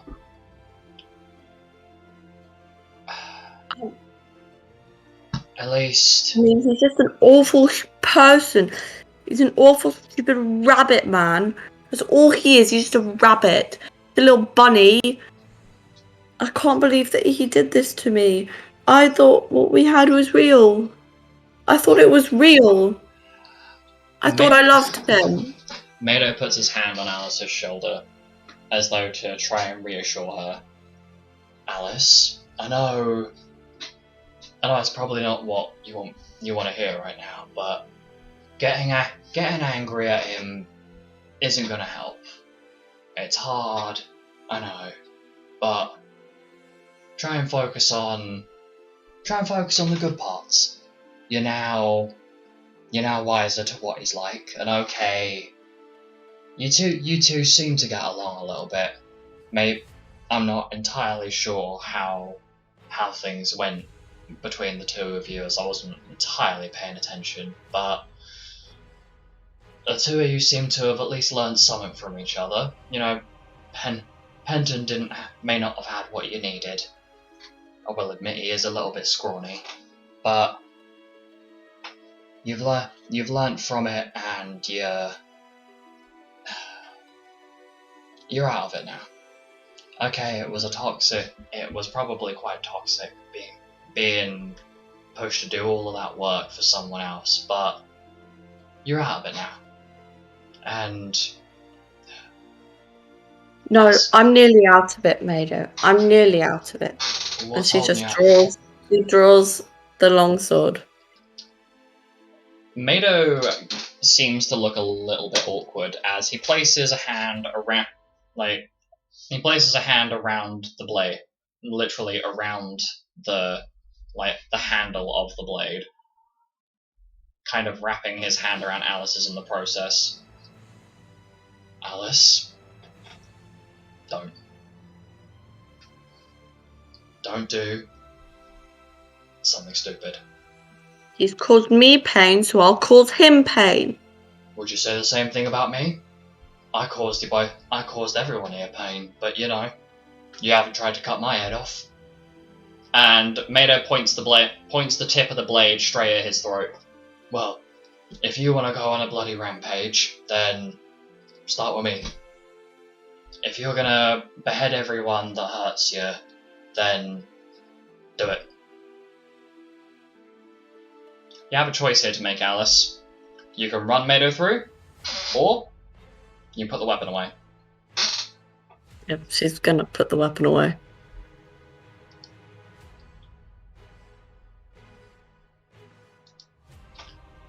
Mado lets out a very, very calmed breath. How about you go and see the Guildmaster, and then I'll be waiting here. Remember, I told you a while ago, if you needed someone to talk to, I'd be here for you. And just do me a favour, will you? Don't go to the forge. Don't ask why, just please don't. And he kind of looks to the side a little bit awkward. Okay. I was just gonna do what he says. Okay, so you're off to go and find the Guildmaster. Yep. Okay, so while Alice is off to go and find... Oh god. While Alice is off to go and find the Guildmaster, I'm gonna just swap tracks back. Trying not to hiccup here.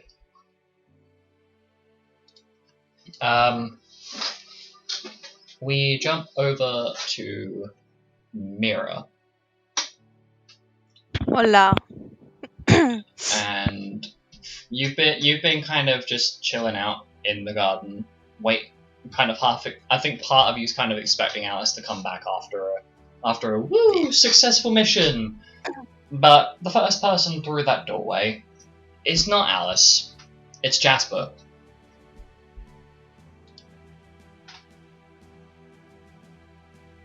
Oh, hi there, Jasper. Hi. What do you do wandering around? Oh, I was just having a walk. Did you know they're making a cure in today? For Oh, me and Carl and probably Abraham too, maybe. oh really? So Yeah. you're planning to take it, are you? Yeah. Oh, okay. I mean, that's great news. Why don't you sit down for a bit? There's I kind of want to talk to you about some things. Okay. Sure. And I'll just sit down. Well, a lot of things have been going on recently, and well, it's becoming more and more obvious that, well, a lot of people aren't exactly your biggest fan. About it. Yeah, and well, I used to be able to just brush these things away and say that, you know, you're a good person, so I'm sure you had good reasons behind it, but everyone's kind of telling me the opposite now. And, well, I'm starting to become a bit scared of you.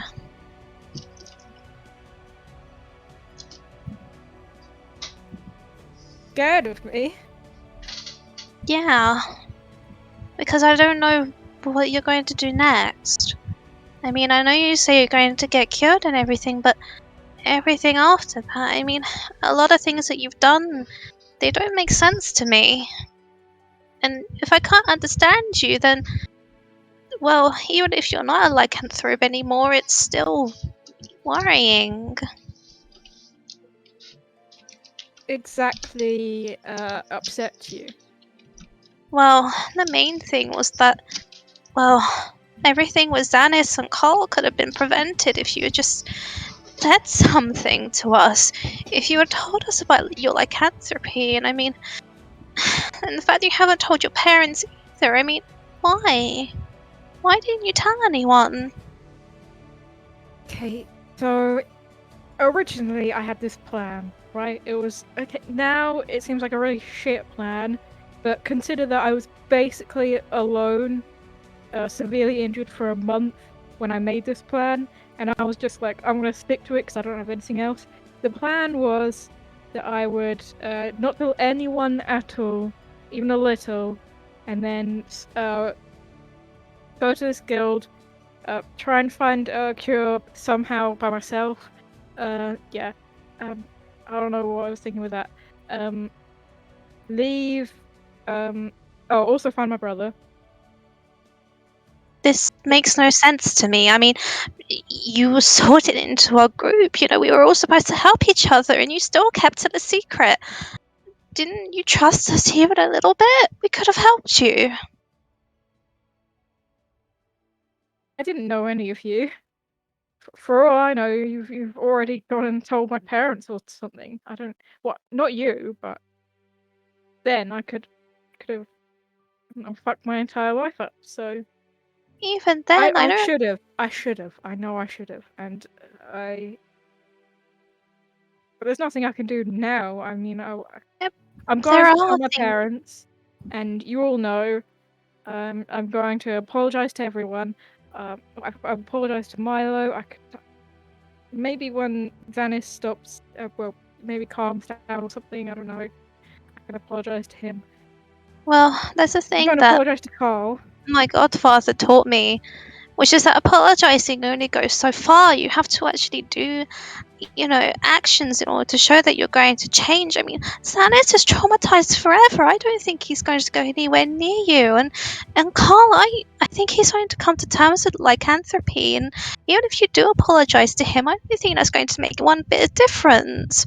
You need to make some sort of real plan here that goes beyond just apologizing and realizing what people mean to you. Because, you could have trusted us. You could have trusted us, Jasper, and we could have helped you. And instead, now Carl had to get hurt and Xanis is traumatized, and it hurts, you know. It hurts, and I thought we were friends. You could have at least told me. We could have done something to prevent all of this. Instead, you kept quiet. That's exactly how your parents are going to feel. Imagine if one of the elites tells them before you can. They're going to be hurt by the fact that you didn't tell them. They would have helped you as well. They don't care about you being a werewolf. They care more about seeing that their son is safe. I think that's what my mother would have wanted from me. To be able to be honest about everything. But you've just shown me that it just can't be done sometimes. And not for the right reasons. I thought that good people will do good things, but sometimes good people do bad things. And sometimes it's for no reason, and they don't try to do anything to recover from that. I don't understand you anymore. And that's why I'm scared of you. Because everything that I thought about you was just wrong. What do you have to say about any of that? If there's anything else I can do to fix things, I will. Anything. Then what are you going to do? I don't know. Because until you need to figure something out. I'm trying, okay? That's not good enough. Because I know until nothing is ever good enough, okay? I don't know why I thought that this would go right. This is just me messing up again and trying to make sense of things that I shouldn't be trying to make sense of. I'm just... Goodbye, Jasper. I'll see you later. And Mary's just gonna go and leave.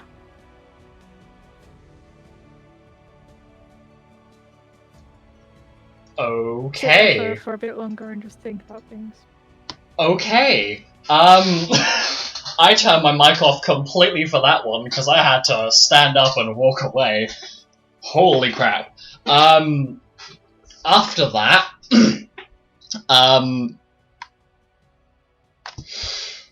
whew, boy, I'm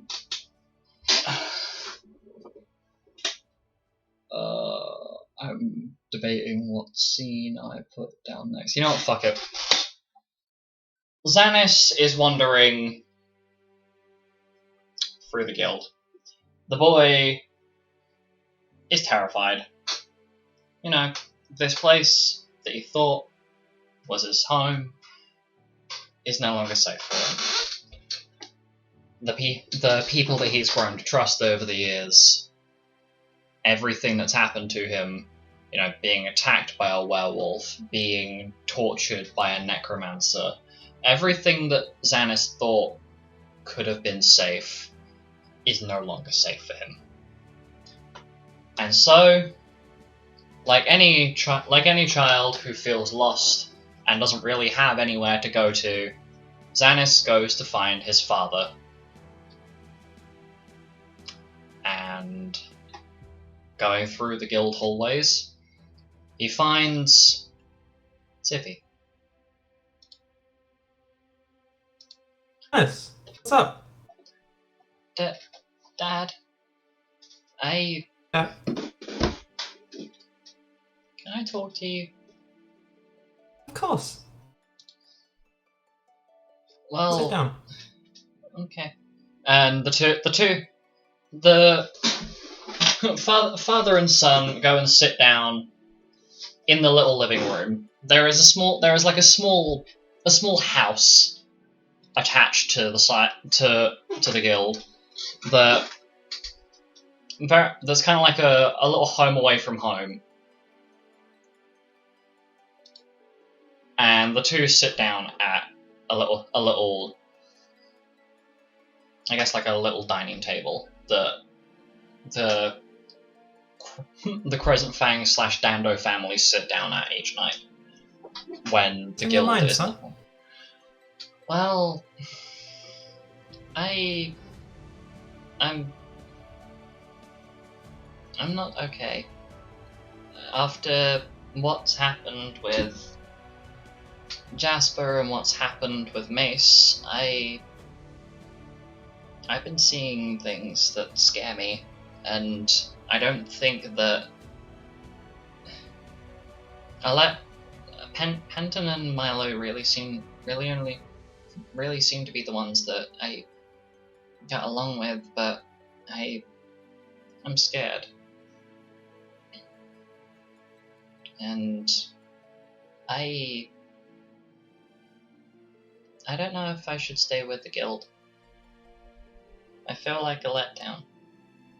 You and Papa Wolf have spent so long trying to teach me how to fight and defend myself, and I know you two argued about when I got this knife for my birthday, and I just feel like I've let you both down. All I did was get myself kidnapped and hurt, and I ended up messing everything up. Everyone else would be better if I wasn't in the guild. The elites all seemed to be upset and worried about me. Gort seemed really upset when he saw what happened to me. Even Papa Wolf seems worried, and he never looks worried. He always seems happy, or when he's upset. Every time I've seen him upset, you've always helped him, and he's always been okay afterwards. I don't know. Is it my fault? No. Not your fault. Come in. He's gonna basically just take him in and a big old hug. Xanis starts to cry. As... Hey. Come on. Don't cry. It's here now. The Father boy... and I are so proud of you. We've grown up so fast we can barely even keep track, but no, you're not a disappointment. And people are upset because they care about you. They're worried about your well-being. Even Crimson? I couldn't be prouder of you. You stood up in front of a completely out of control werewolf to save people that you barely even knew, but you still put yourself out there. Put your life on the line, and oh god, that gave us a fright, I can't tell you that. But that's such a brave thing to do. I couldn't be prouder, although I don't condone you doing it again, because I'm very concerned about your well-being. No, you're not a failure. You're my good boy. And Xanis starts crying at this point. Just the level of relief that What happened seems with to have Mace? washed No over. one could have seen that coming. I'm so sorry you had to go through that, son. I really am. Xanis, You'll be okay. We're here for you. Xanis seems to have perked up a little bit and looks at his Papa Fox in the eyes. What are we gonna? What's gonna be done about Jasper? I know people keep telling me that he's just trying to do the right thing, but he scares me. And I know Papa Wolf has seemed more and more tired recently, and he hasn't been sleeping, and I know that Rem's gonna be coming. Crimson told me that Rem was gonna be coming to reassess the guild. What do we do? What if they tell us that we have to shut down the guild? No, don't. That's not gonna happen. We'll figure it out. And you know deep down that Jasper didn't mean to hurt you. But he did. He's just scared. He can't bring himself to make amends for it because he's scared of the response that he'll get. I've seen it before 1,000 times. With your father. And with myself. Xanis looks... Not okay what he did to you. Xanis looks very annoyed, almost annoyed at that response. He never said anything though. He never apologized to me. He never asked how I was. He just left me. He left me to be like this. How do you think Papa Wolf would react to this if he knew that I was seeing things?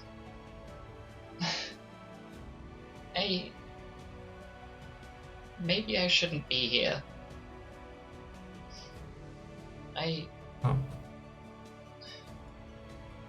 Dad always told me. That. Dad always told me that even if it meant having to say things that didn't feel completely right, that he didn't want me to turn out like him because he was scared of me struggling and suffering like he did. And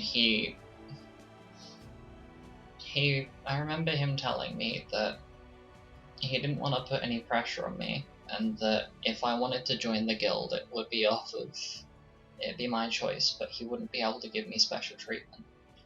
But since everything started, it's been nothing but everyone fighting with each other. Father Bear's gone. Kay seems to be angry with Dad. The way that she looks at both of you, it just makes me so angry. And there's a small part of me that's wondering why I'm still at the guild. Maybe I should just go back home and stay with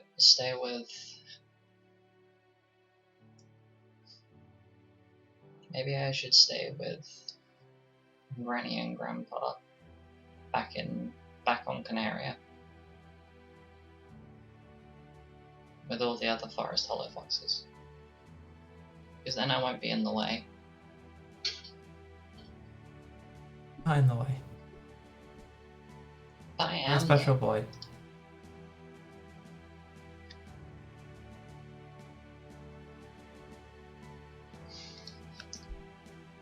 Xanis seems to be a very, very strong conflict here in that the boy really doesn't seem to know what to do with himself anymore. He doesn't know. He's not sure. He's just kind of going off of what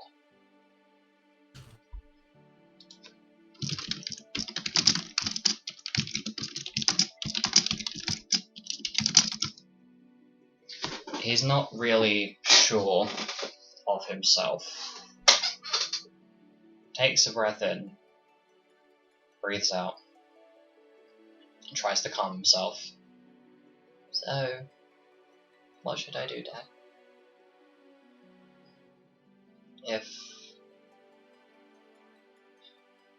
If everybody's fighting and everything's falling apart, what do I do?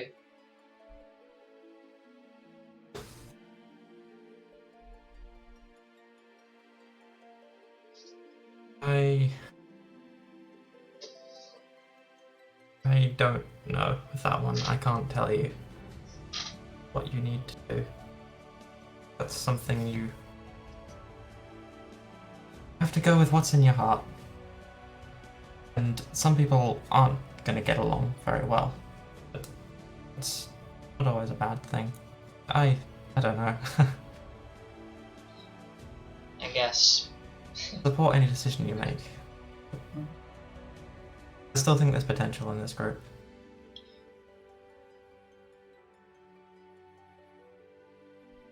I guess, but with how Whatever decision you make, your father and I will always be fine. Always love you.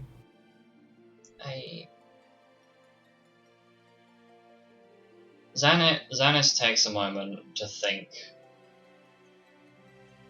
before looking up to Ziffy. Tail kind of curled up in a ball, which kind of reminds Ziffy of the same thing that Lupus does when he's thinking really hard and gets stressed. The same sort of coiled up tail motion. Before Xanis seems determined in his expression. Well, I remember Papa Wolf told me that sometimes to do the right thing you have to do something wrong. Maybe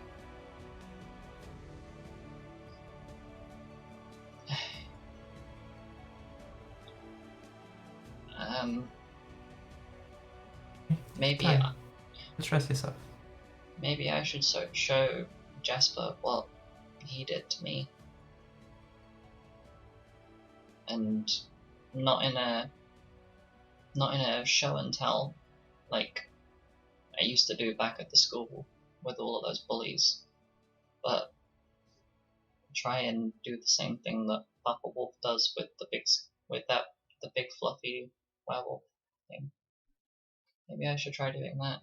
And it's not the right thing, I know, but I can't think of a way to fix everything. I just wanted everybody to be friends. Now everybody hates each other. It's not up to you to fix everything. But if we don't fix everything, then Rem is gonna come, and then the guild's either not gonna be open, or our group's gonna be gone, and I'll be sad because Penton Patches will be gone. Kay will get sent back home. Milo and You care a Carl. lot about him, don't you? Yeah, he's my friend. He's like, I think the same way that the Papa Wolf talks about Lilac, Uncle Lilac. They're kind of like a brother, I guess. I don't know. I know there's a nice person in there. It just doesn't always come out right.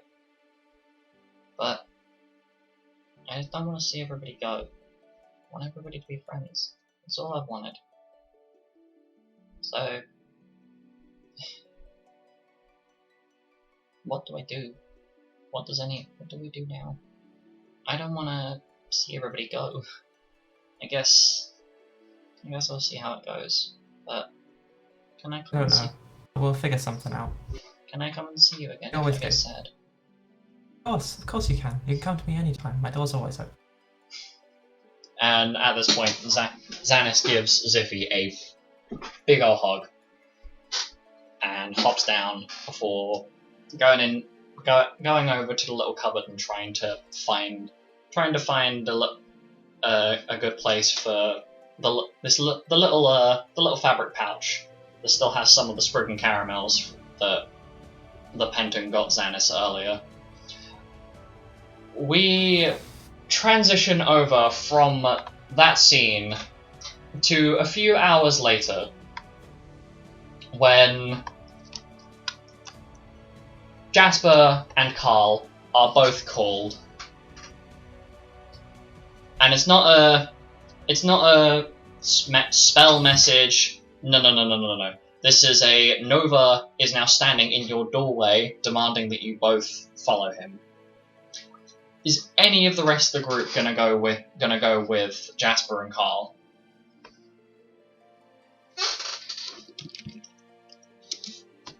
Anyone?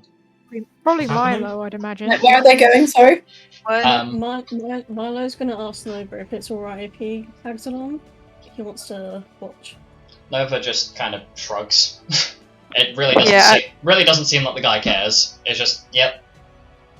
I'll come, but I'll just stand in a doorway. I'm not gonna really watch, you know what I mean? Yeah, so Milo, Mira, anyone else? Yeah, sure. Okay, so Don't we're just going to kind of make it a group endeavour, I guess. Yeah. So, the entirety of Group U gets their shit together, i.e. puts down whatever they're doing, makes sure they're all dressed, whatever, and you are all led down to the infirmary, where in this room is the now moved Abraham, who is still silver shackled to a post in this room, with Jasper and Carl kind of being additionally shackled to this post. It seems a bit... Nova then proceeds to turn and open one of the drawers of a small wooden cabinet. There are multiple drawers underneath it. Nova opens one and pulls out a silver-tipped syringe and locks in an orangish grey coloured liquid vial into the syringe,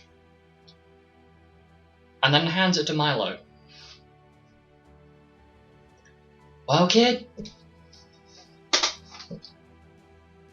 you seem to be the medical expert here. Stick 'em with it. Might as well give it to you, considering that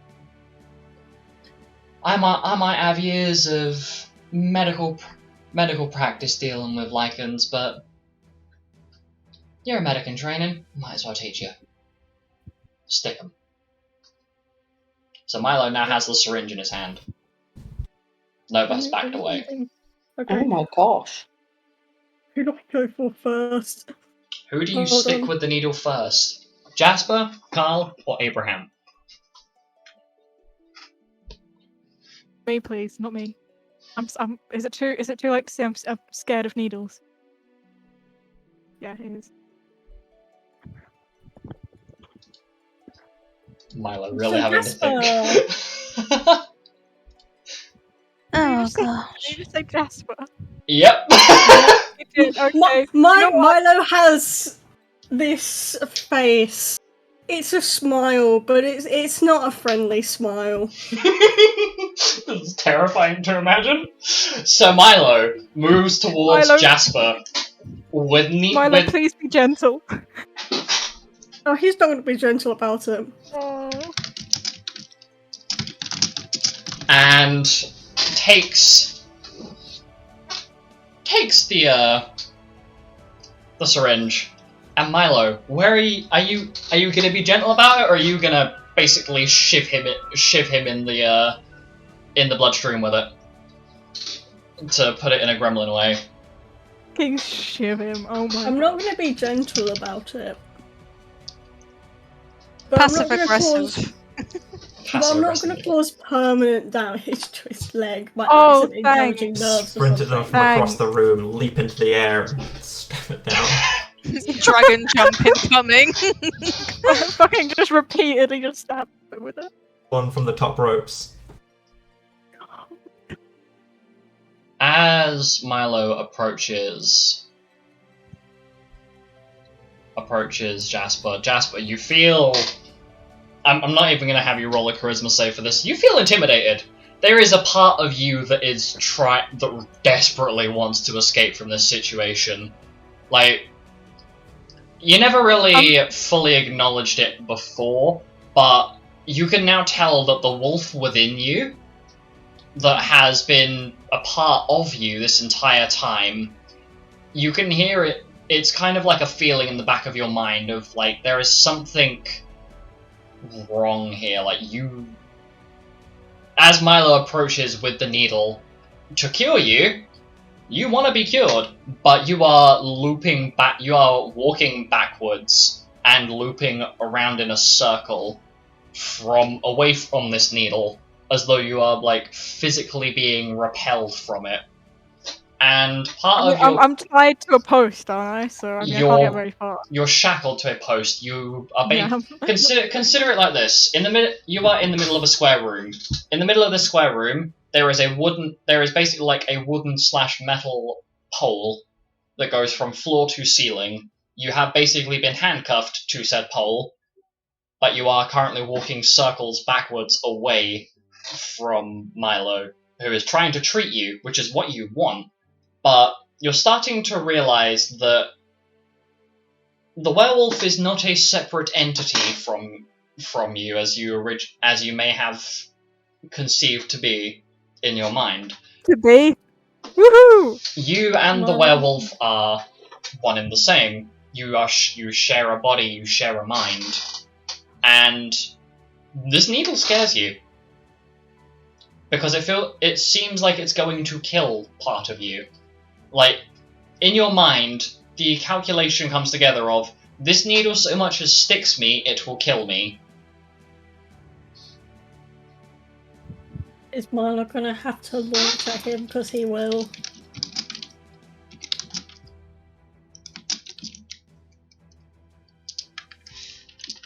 Do I get an option to just stand still, or am I? You can certainly try. Okay, I'm gonna certainly try. You will have to roll a d20. No bonuses, no nothing. No bonuses. Just try. Okay. 13.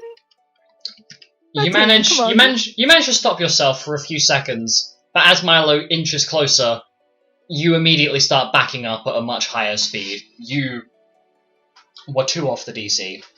You are repulsed. It's literally like the two ends of a magnet.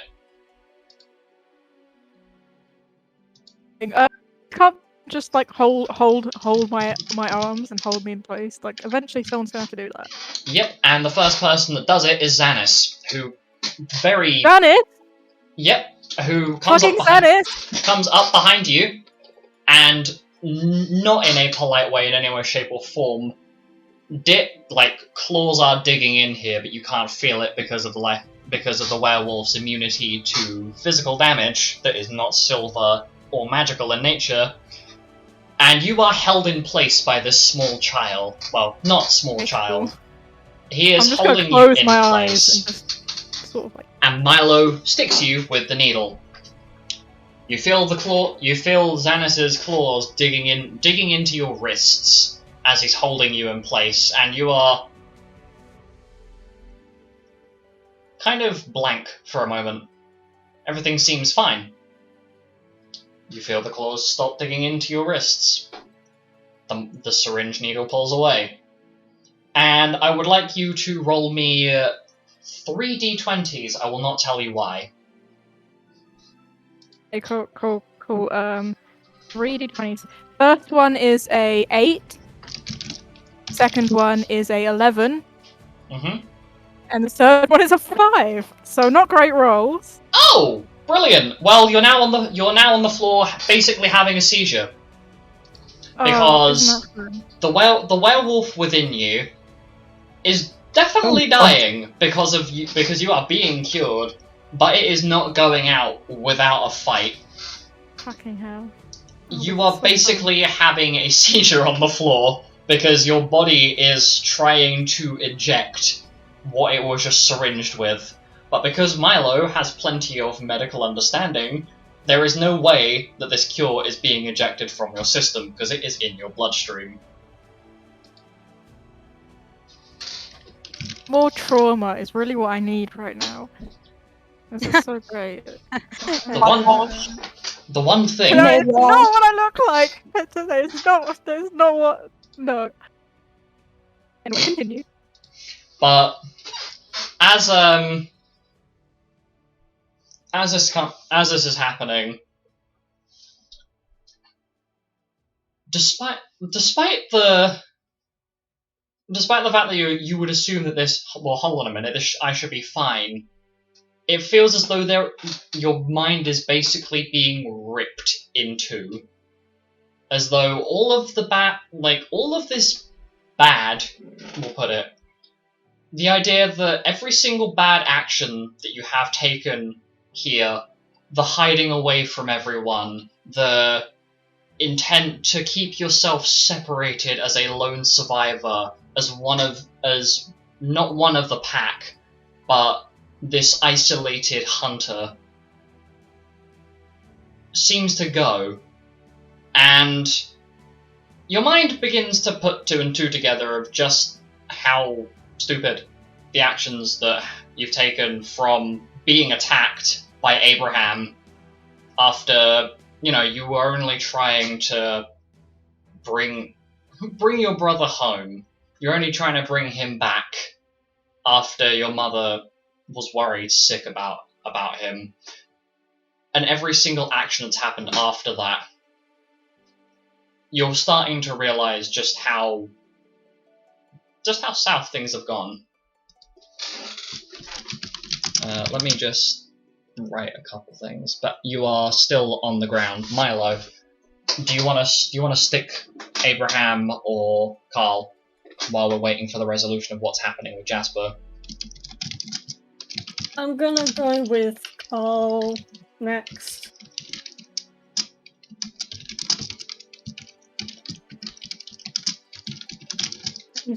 Carl? Yeah. Does anybody want to hold Carl in place in case he starts doing what Jasper did? Yeah, I guess I can try. Absolutely not. Alice is too heartbroken right now. That's my strength to go burr. Holding anyone or being held just reminds her of Penton. Ouch. God damn. I'm sorry, the opportunity was there and I had to take it. Oh, Jesus. Too soon.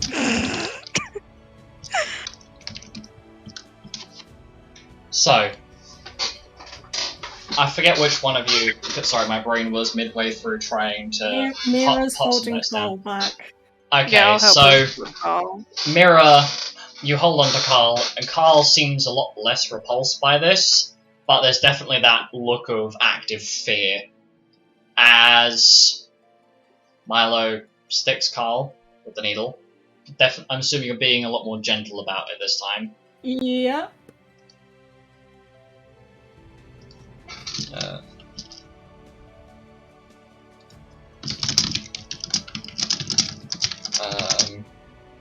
So I'm gonna roll. That is a 12, a nat 20, and a 15. Carl does not go into like a semi-epileptic shock. Okay, phew. Good job, Carl. You're doing well.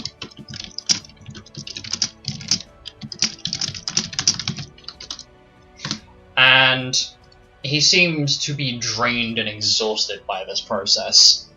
But he seems fine. We go back to Jasper, who has stopped flailing on the floor and seems to have started coming back to consciousness.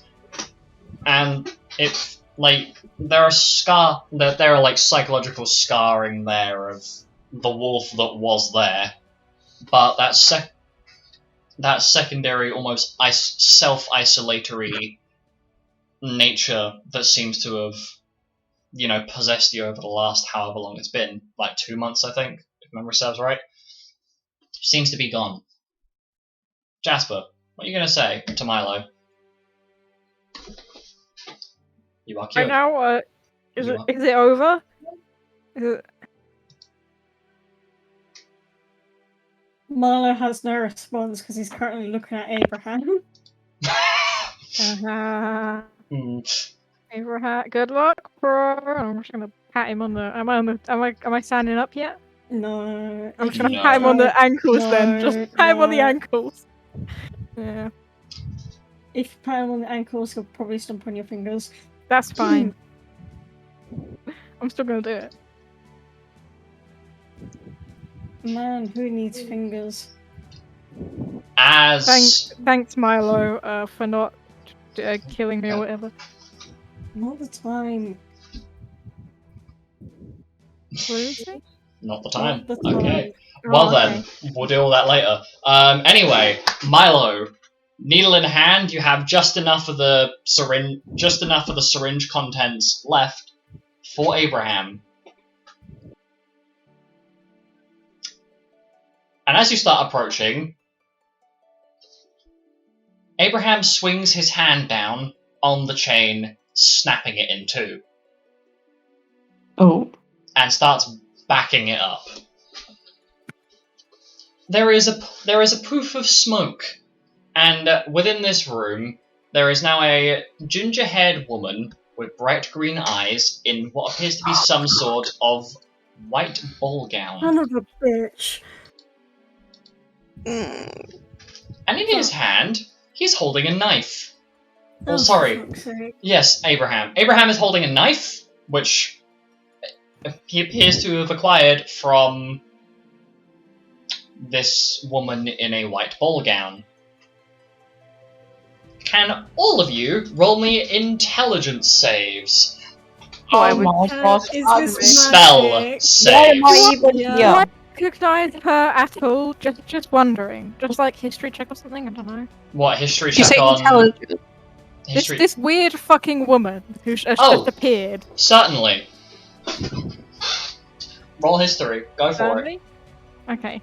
Are we rolling intelligence? Yeah. on this? A natural everybody hold 20, on. would you believe? A A natural 20, would you believe? So that's 35. Delicious. 30 Well, fucking 5. good news. You remember briefly hearing about a lineage of master informants known as the Tucks. And suddenly, this suddenly seems to come back to you while you're on the floor, looking at this woman who has appeared in a big, frilly white ball gown. And I would now like everybody to roll their intelligence saves, spell saves, using your intelligence. So, Right. let's just group everyone up in a big fuck off ball here. Well, there goes my good roll. That's so fun. Well, now you have Using context. luck point here. Oh my Must god. be nice to have luck points. I just have misery. Must be nice to be intelligent. Okay. Well, at least I'm Throw down! Okay, so, starting off with Alice. Having said that, I did actually roll a 19, so that's 22. That is on the DC. Oh, So that's a hell yeah. success. No. Jasper. oh. 14! Could you That is believe? a 14! fail. Milo. No. 14. No. 14. No. That's a No, no. The only way, if the DC is 22, the only way I'd be able to beat that is if I roll a nat 20. Touche. Wait, you're the same intelligence as me? I have A zero. 2. Yeah. Alice, you have a plus. Alice, you have a +0, but I believe Oh. I believe it's Dark Blessing allows you to add your charisma modifier to all of your saving throws. Oh, that will be why. That I would was be like, why. wait, Yeah. what? Wait, what? No. I'm assuming you rolled for Carl as well. No, I didn't, but I'll do No. it anyway.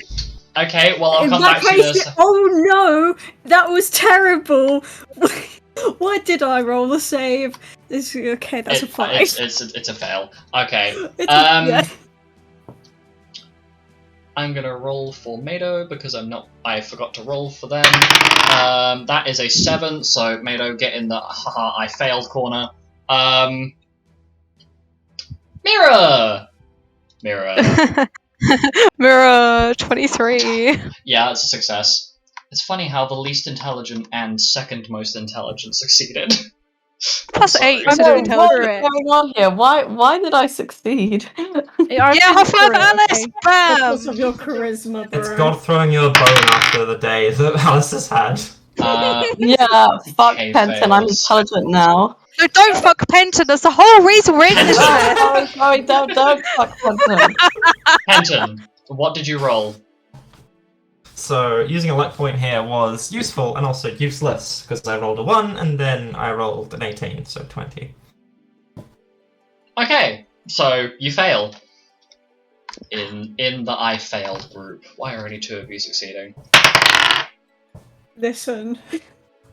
That reminds me. Fucking hell. That reminds me of I mean- school. On the DC, 22. 19 plus 3. I mean, Let's let's be honest, there was no point in me rolling for Carl. He only has a +1 for his intelligence. Touche. Okay, so the rest of you are like, well this is weird. There's this woman that's just appeared out of nowhere. For Alice, Mira, and Xanis, however, there is a flickering on this.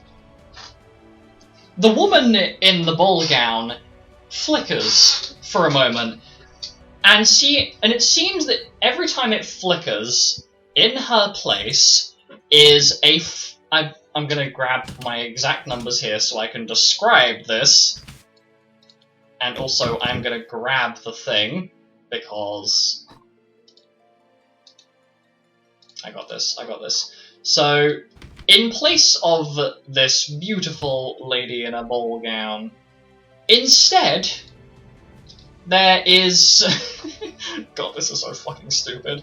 There is this 4'11" goblin in the outfit of a blue mage. If you could please defer to the podcast party chat, you will all know exactly who I'm referring to from previous campaign. Oh no. Hey. Mira's And it family flickers. issues. And only 3 of you recognize it. But Mira, Xanis, and Alice, you recognize this as Alstroemeria's father, Eugene Yeah, we Valentine, also known as Tuck. Abraham turns to his brother. I told you, don't follow me. Anyway, off to go and serve our queen. Fuck yourself, brother. You fucked everything, and now you're gonna die as well. Bye. And the 2 of them teleport out, and they vanish into another poof of smoke, leaving the rest of you kind of sitting there like, what the fuck just happened? Mira, did you see what I saw? That was him. Why was he there? Yeah. Uh, Yeah. That was my father. He was there. That's I what saw him too. That was him. Nova's still in the room, right? Can we look at Nova? Nova just looks like he's in shock. No words are coming out of this guy's mouth. He is just standing there, looking almost dumbfounded by what the just happened. We're gonna have to tell the guildmaster if. How do you think? Fuck me. Oh.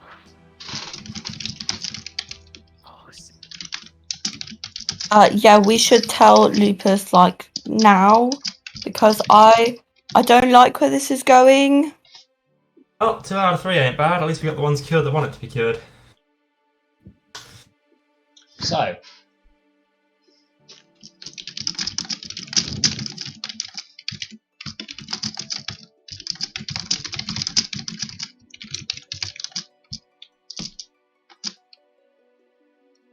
This? sorry, what? Brain cells. You went so, and then you went completely quiet. Yeah, oh shit. So, are you guys going to tell Lupus what the fuck just happened? Because Nova seems completely dumbfounded and just starts sprinting out of the room. Are you going to follow? Yeah. Yeah. We'll sure try. We will certainly try.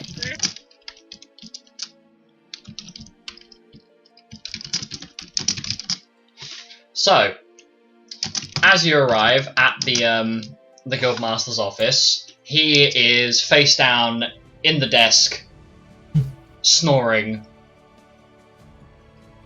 It really does seem like, you know, he has not slept in days at all. There are mountains of letters on this desk, and a lot of them seem to have a lot of very pissed off looking cursive. But Nova is in this room and he's not really sure what the hell to do because he's just seen trying to shake the Guildmaster awake, but it doesn't seem to be working just yet. And you hear this, what?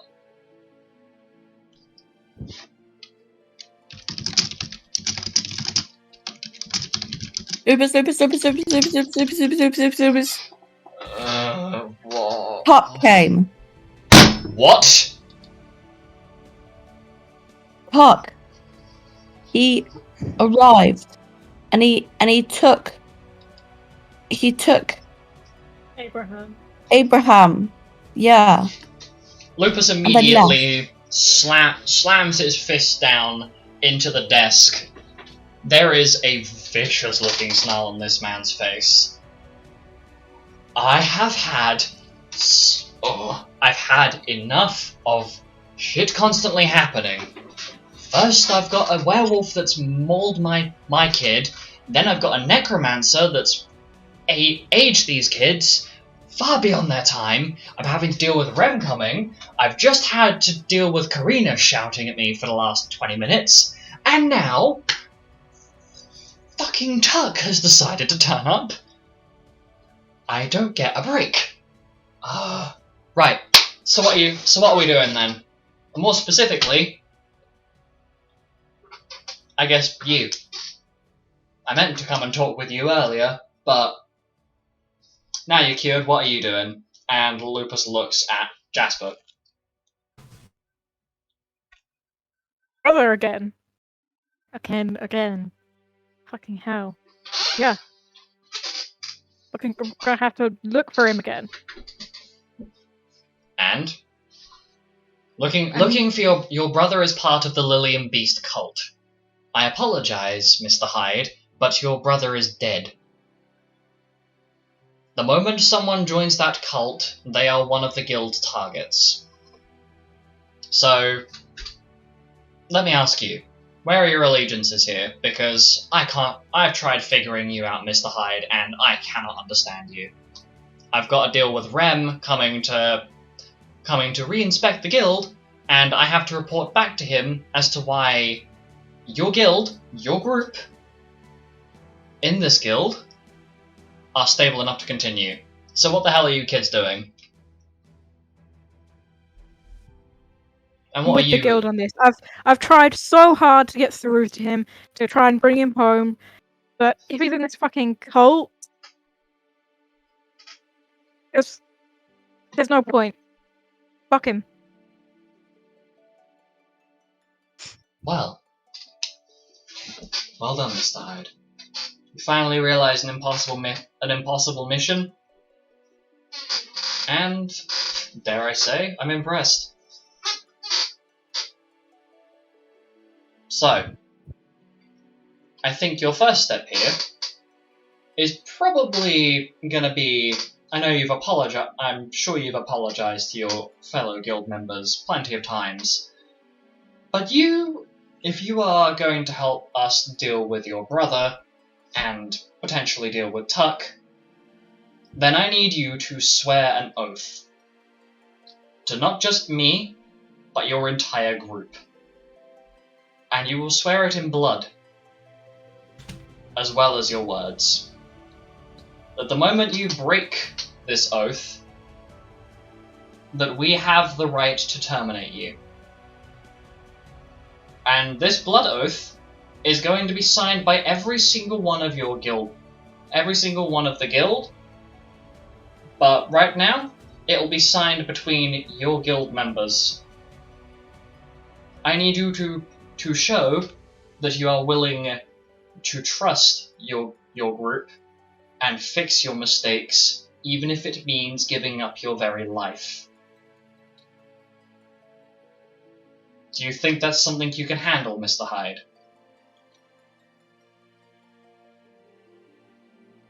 Take your time. I will.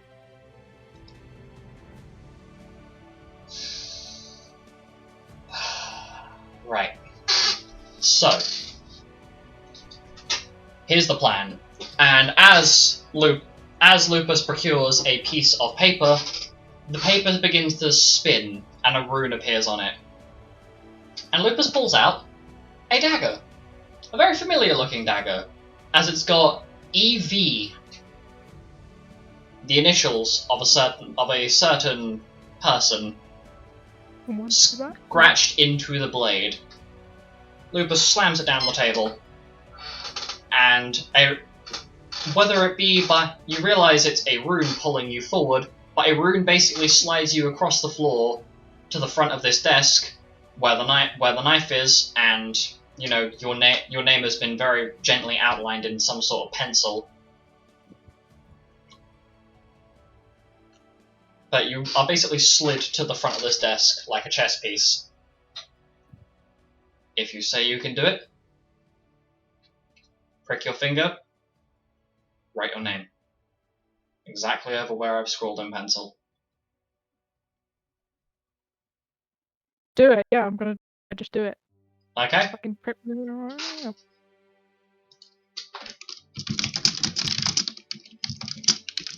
So, as you guys are debating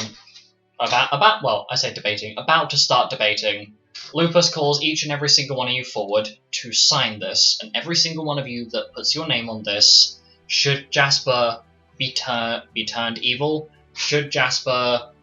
Essentially it's a thing of, if Jasper turns against the party and tries to do any sort of damage, you know, we're dealing with, like, if he attacks the party. It's basically if this guy decides to turn around and murder us, kind of like Abraham is planning to now, from the looks of it. That whoever's name is on that paper is obligated to end him and end his life should he be compromised and turn onto the side of the Lillian Beast cult. Who is signing that paper? Because Milo? Yep. Yeah, I will. I'll sign it. Xanis steps forward and signs it. Kay steps forward and signs it. Mado steps forward and signs it. The only two that haven't done it are Penton and Carl.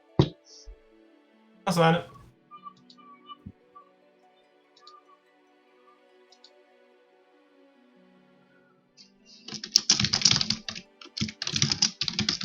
Carl debates for a moment, having to genuinely take the time to think about what he is about to do. Steps forward and does it. And weirdly enough, Rosemary comes through the door at this point and basically headbutts the table. And Carl kind of just Carl just kind of writes Rosemary's name in just regular pen to make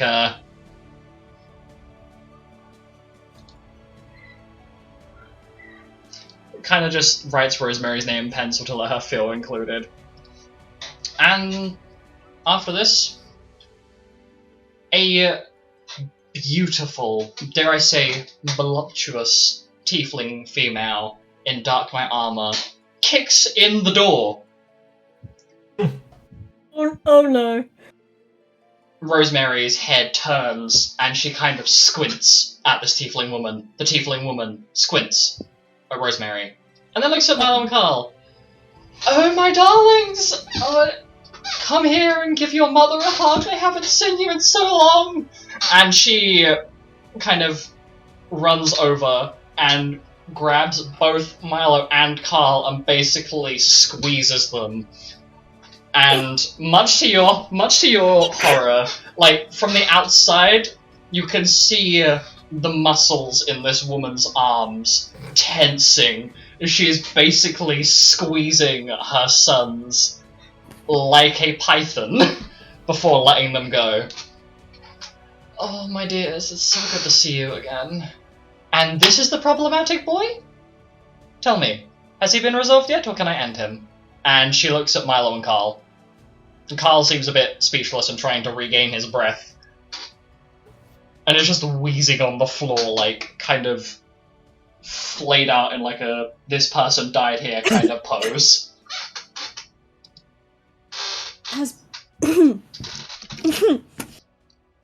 It has been resolved for now, Mother. Oh, well, that's absolutely splendid. And you must be Alice and Alstroemeria? Oh my god, you two are adorable. Tell me, has your mother remembered me whacking her kneecaps, Alstroemeria? Oh my god. Yeah, she has, can I click, Mary's just gonna, like, slowly back behind Alice. Yeah, and, yeah, uh-huh. It's fine. Yeah. It's fine, dear. I'm well out of my gremlin phase. I'm more into the phase that, my great, still too many greats. My ancestor Nama. Oh, wait. The boys are here. Shit. Don't worry, she introduced herself to us earlier. She was rather displeased with the fact we hadn't mentioned her. I mean, considering what she's like, can you blame me?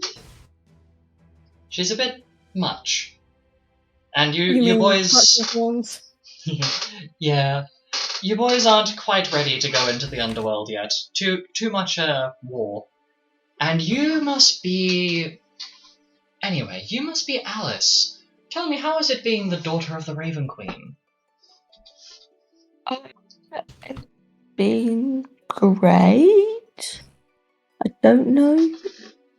Yeah, I guess I've been... I'm alive.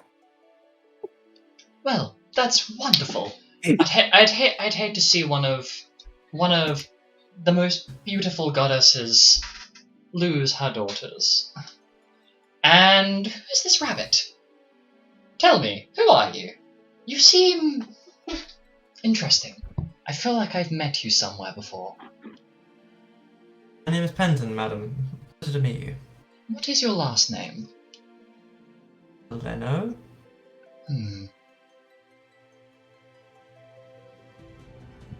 That name rings a bell. Karina, please. And Lupus kind of pipes up. Karina turns and just shrugs before giving her sons a gentle kiss on the head. And in I believe it's Infernal? I think it's Infernal. Let me double check. It is Infernal. It's Infernal. It's Infernal. In Infernal, tells Milo and Carl to come and visit her in one of the guild's guest rooms later, so she can hear about how their adventure's been so far.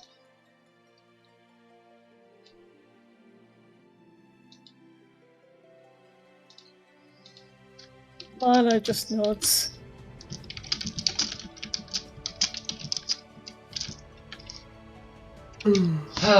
And finally,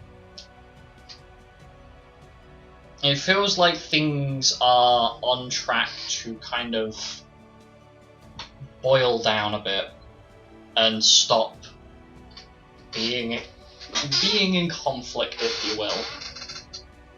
This is the dawn of a new day, both metaphorically and literally, since it is now midnight. 1 minute past midnight, May 10th, in-game. It's quite late, but... oh god, this is happening. You hear very quietly Lupus mumbling to himself about planning things with Tuck planning to deal with Tuck between Nova and Lupus. Lupus addresses the group. Right. As to how we are going to deal with Abraham and Tuck and just involve me and Nova, and I'm sure the rest of the elites will agree. Well, we hope the rest of the elites will agree later. But you kids may be getting directly involved with the what we're going to call the 25-year loop. You may be one of the guild groups that gets involved with helping us next year. How do you all feel about that? Sounds good. You will be thrown into a lot of danger. It could potentially end up with one or more of you dead. But it's that, or leave you out of a fight that you guys seem to now have a stake in.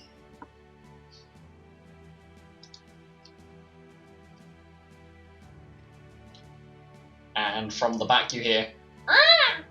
Babies!" And